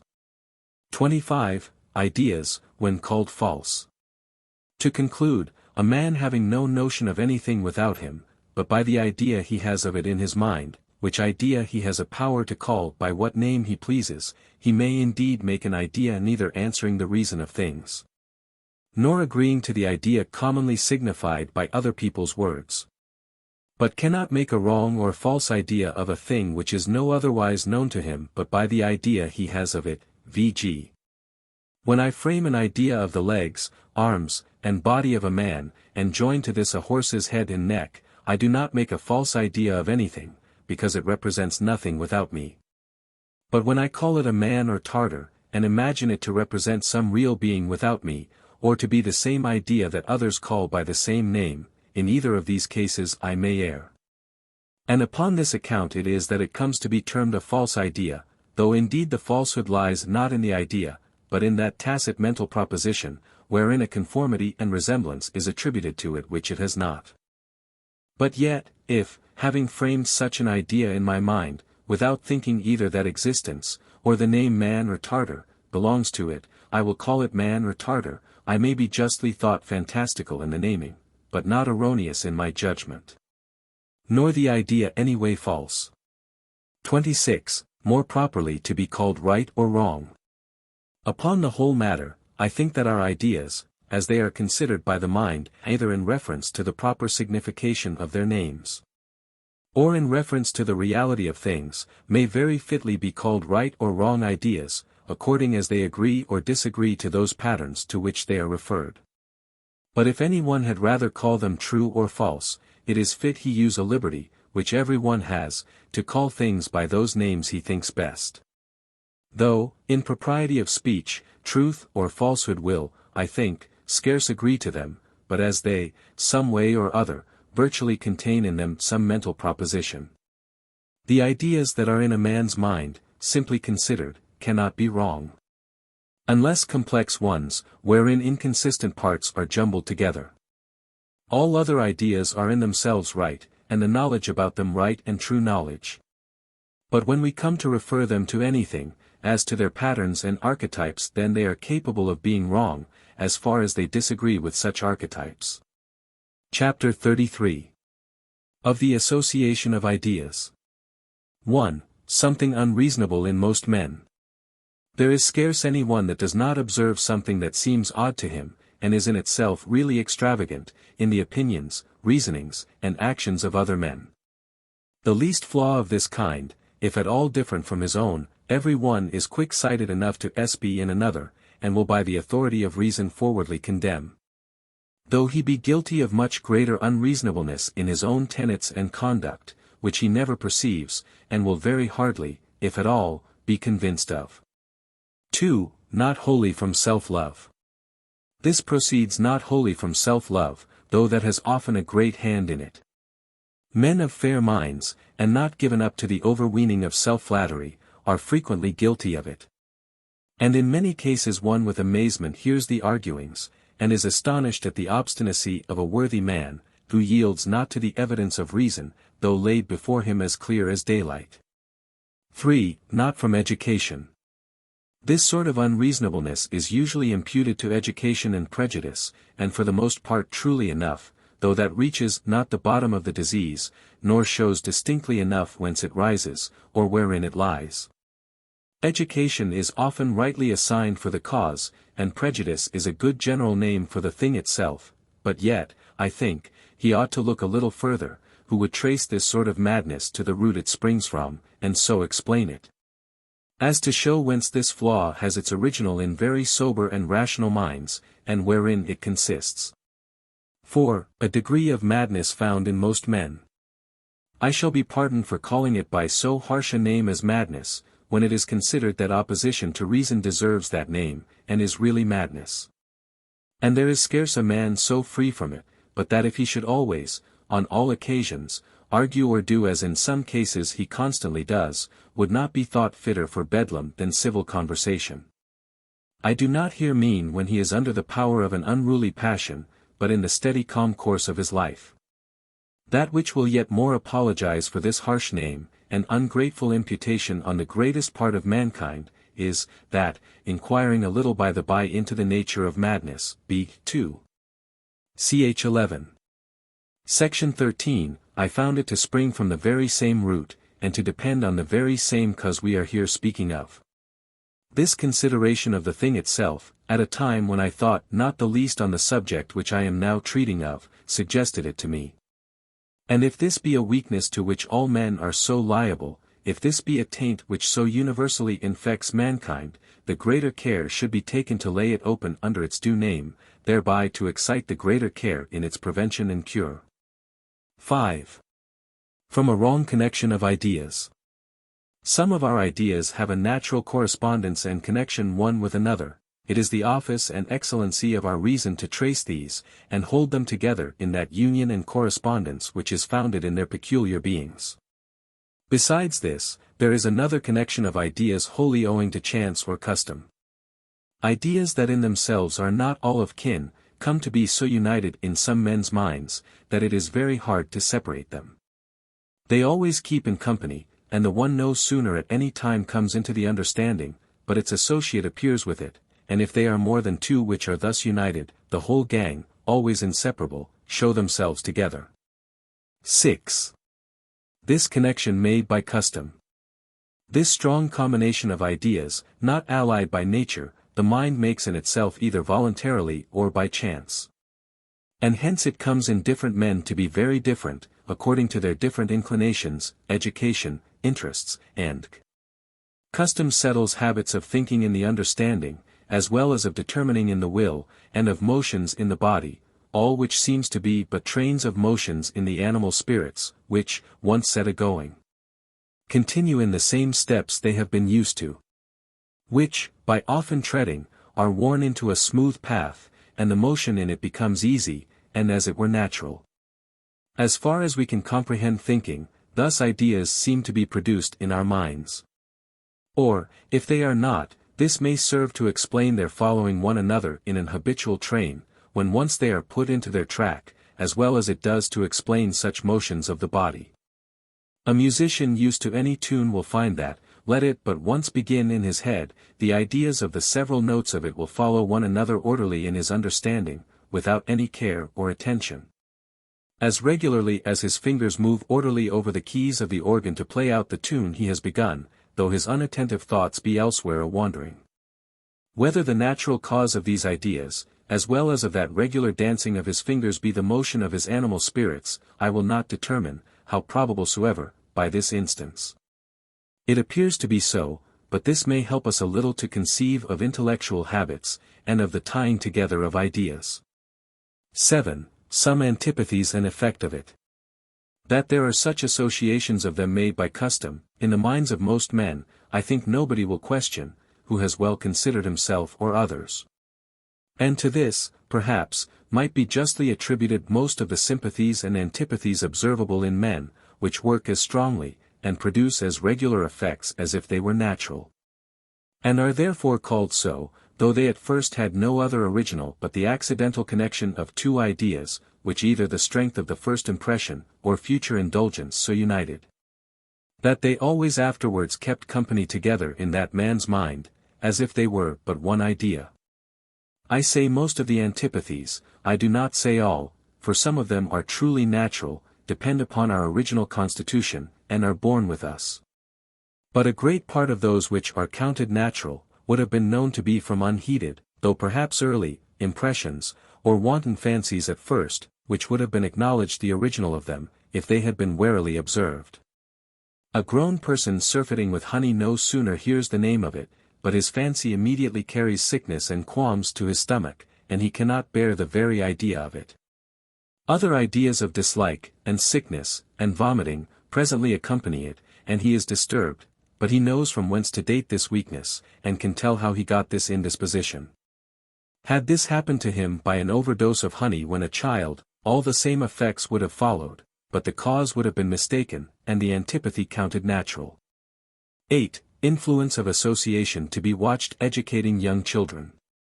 I mention this, not out of any great necessity there is in this present argument to distinguish nicely between natural and acquired antipathies, but I take notice of it for another purpose, viz. that those who have children, or the charge of their education, would think it worth their while diligently to watch, and carefully to prevent the undue connection of ideas in the minds of young people. This is the time most susceptible of lasting impressions. And though those relating to the health of the body are by discreet people minded and fenced against, yet I am apt to doubt, that those which relate more peculiarly to the mind, and terminate in the understanding or passions, have been much less heeded than the thing deserves, nay, those relating purely to the understanding, have, as I suspect, been by most men wholly overlooked. 9. Wrong connection of ideas a great cause of errors. This wrong connection in our minds of ideas in themselves loose and independent of one another, has such an influence, and is of so great force to set us awry in our actions, as well moral as natural, passions, reasonings, and notions themselves, that perhaps there is not any one thing that deserves more to be looked after. 10. As instance. The ideas of goblins and sprites have really no more to do with darkness than light, yet let but a foolish maid inculcate these often on the mind of a child, and raise them there together. Possibly he shall never be able to separate them again so long as he lives, but darkness shall ever afterwards bring with it those frightful ideas, and they shall be so joined, that he can no more bear the one than the other. 11. Another instance. A man receives a sensible injury from another, thinks on the man and that action over and over, and by ruminating on them strongly, or much, in his mind, so cements those two ideas together, that he makes them almost one. Never thinks on the man, but the pain and displeasure he suffered comes into his mind with it, so that he scarce distinguishes them, but has as much an aversion for the one as the other. Thus hatreds are often begotten from slight and innocent occasions, and quarrels propagated and continued in the world. 12. A third instance. A man has suffered pain or sickness in any place. He saw his friend die in such a room, though these have in nature nothing to do one with another, yet when the idea of the place occurs to his mind, it brings, the impression being once made, that of the pain and displeasure with it, he confounds them in his mind, and can as little bear the one as the other. 13. Why time cures some disorders in the mind, which reason cannot cure. When this combination is settled, and while it lasts, it is not in the power of reason to help us, and relieve us from the effects of it. Ideas in our minds, when they are there, will operate according to their natures and circumstances. And here we see the cause why time cures certain affections, which reason, though in the right, and allowed to be so, has not power over, nor is able against them to prevail with those who are apt to hearken to it in other cases. The death of a child that was the daily delight of its mother's eyes, and joy of her soul, rends from her heart the whole comfort of her life, and gives her all the torment imaginable. Use the consolations of reason in this case. And you were as good preach ease to one on the rack, and hope to allay, by rational discourses, the pain of his joints tearing asunder. Till time has by disuse separated the sense of that enjoyment and its loss, from the idea of the child returning to her memory, all representations, though ever so reasonable, are in vain. And therefore some in whom the union between these ideas is never dissolved, spend their lives in mourning, and carry an incurable sorrow to their graves. 14. Another instance of the effect of the association of ideas. A friend of mine knew one perfectly cured of madness by a very harsh and offensive operation. The gentleman who was thus recovered, with great sense of gratitude and acknowledgment owned the cure all his life after, as the greatest obligation he could have received. But, whatever gratitude and reason suggested to him, he could never bear the sight of the operator. That image brought back with it the idea of that agony which he suffered from his hands, which was too mighty and intolerable for him to endure. 15. More instances. Many children, imputing the pain they endured at school to their books they were corrected for, so join those ideas together, that a book becomes their aversion, and they are never reconciled to the study and use of them all their lives after. And thus reading becomes a torment to them, which otherwise possibly they might have made the great pleasure of their lives. There are rooms convenient enough, that some men cannot study in, and fashions of vessels, which, though ever so clean and commodious, they cannot drink out of, and that by reason of some accidental ideas which are annexed to them, and make them offensive. And who is there that hath not observed some man to flag at the appearance, or in the company of some certain person not otherwise superior to him, but because, having once on some occasion got the ascendant? The idea of authority and distance goes along with that of the person, and he that has been thus subjected, is not able to separate them. 16. A curious instance. Instances of this kind are so plentiful everywhere, that if I add one more, it is only for the pleasant oddness of it. It is of a young gentleman, who, having learnt to dance, and that to great perfection, there happened to stand an old trunk in the room where he learnt. The idea of this remarkable piece of household stuff had so mixed itself with the turns and steps of all his dances, that though in that chamber he could dance excellently well, yet it was only whilst that trunk was there. Nor could he perform well in any other place, unless that or some such other trunk had its due position in the room. If this story shall be suspected to be dressed up with some comical circumstances, a little beyond precise nature, I answer for myself that I had it some years since from a very sober and worthy man, upon his own knowledge, as I report it. And I dare say there are very few inquisitive persons who read this, who have not met with accounts, if not examples, of this nature, that may parallel, or at least justify this. 17. Influence of association on intellectual habits. Intellectual habits and defects this way contracted, are not less frequent and powerful, though less observed. Let the ideas of being and matter be strongly joined, either by education or much thought. Whilst these are still combined in the mind, what notions, what reasonings, will there be about separate spirits? Let custom from the very childhood have joined figure and shape to the idea of God, and what absurdities will that mind be liable to about the deity? Let the idea of infallibility be inseparably joined to any person, and these two constantly together possess the mind. And then one body in two places at once, shall unexamined be swallowed for a certain truth, by an implicit faith, whenever that imagined infallible person dictates and demands assent without inquiry. 18. Observable in the opposition between different sects of philosophy and of religion. Some such wrong and unnatural combinations of ideas will be found to establish the irreconcilable opposition between different sects of philosophy and religion. For we cannot imagine every one of their followers to impose willfully on himself, and knowingly refuse truth offered by plain reason. Interest, though it does a great deal in the case, yet cannot be thought to work whole societies of men to so universal a perverseness. As that every one of them to a man should knowingly maintain falsehood, some at least must be allowed to do what all pretend to, i.e. to pursue truth sincerely, and therefore there must be something that blinds their understandings, and makes them not see the falsehood of what they embrace for real truth. That which thus captivates their reasons, and leads men of sincerity blindfold from common sense, will, when examined, be found to be what we are speaking of, some independent ideas, of no alliance to one another, are, by education, custom, and the constant din of their party, so coupled in their minds, that they always appear there together. And they can no more separate them in their thoughts than if they were but one idea, and they operate as if they were so. This gives sense to jargon, demonstration to absurdities, and consistency to nonsense, and is the foundation of the greatest, I had almost said of all the errors in the world.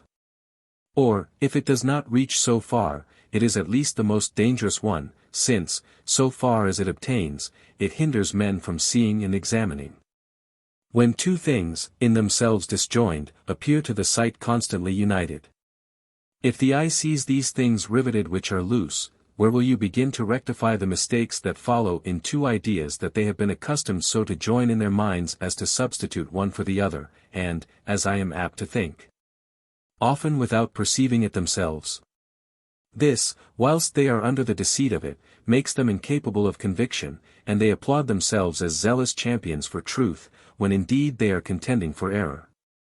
And the confusion of two different ideas, which a customary connection of them in their minds hath to them made in effect but one, fills their heads with false views, and their reasonings with false consequences. 19. Conclusion. Having thus given an account of the original, sorts, and extent of our ideas, with several other considerations about these, I know not whether I may say, instruments, or materials of our knowledge. The method I at first proposed to myself would now require that I should immediately proceed to show, what use the understanding makes of them, and what knowledge we have by them. This was that which, in the first general view I had of this subject, was all that I thought I should have to do, but, upon a nearer approach, I find that there is so close a connection between ideas and words. And our abstract ideas and general words have so constant a relation one to another, that it is impossible to speak clearly and distinctly of our knowledge, which all consists in propositions, without considering, first, the nature, use, and signification of language. Which, therefore, must be the business of the next book.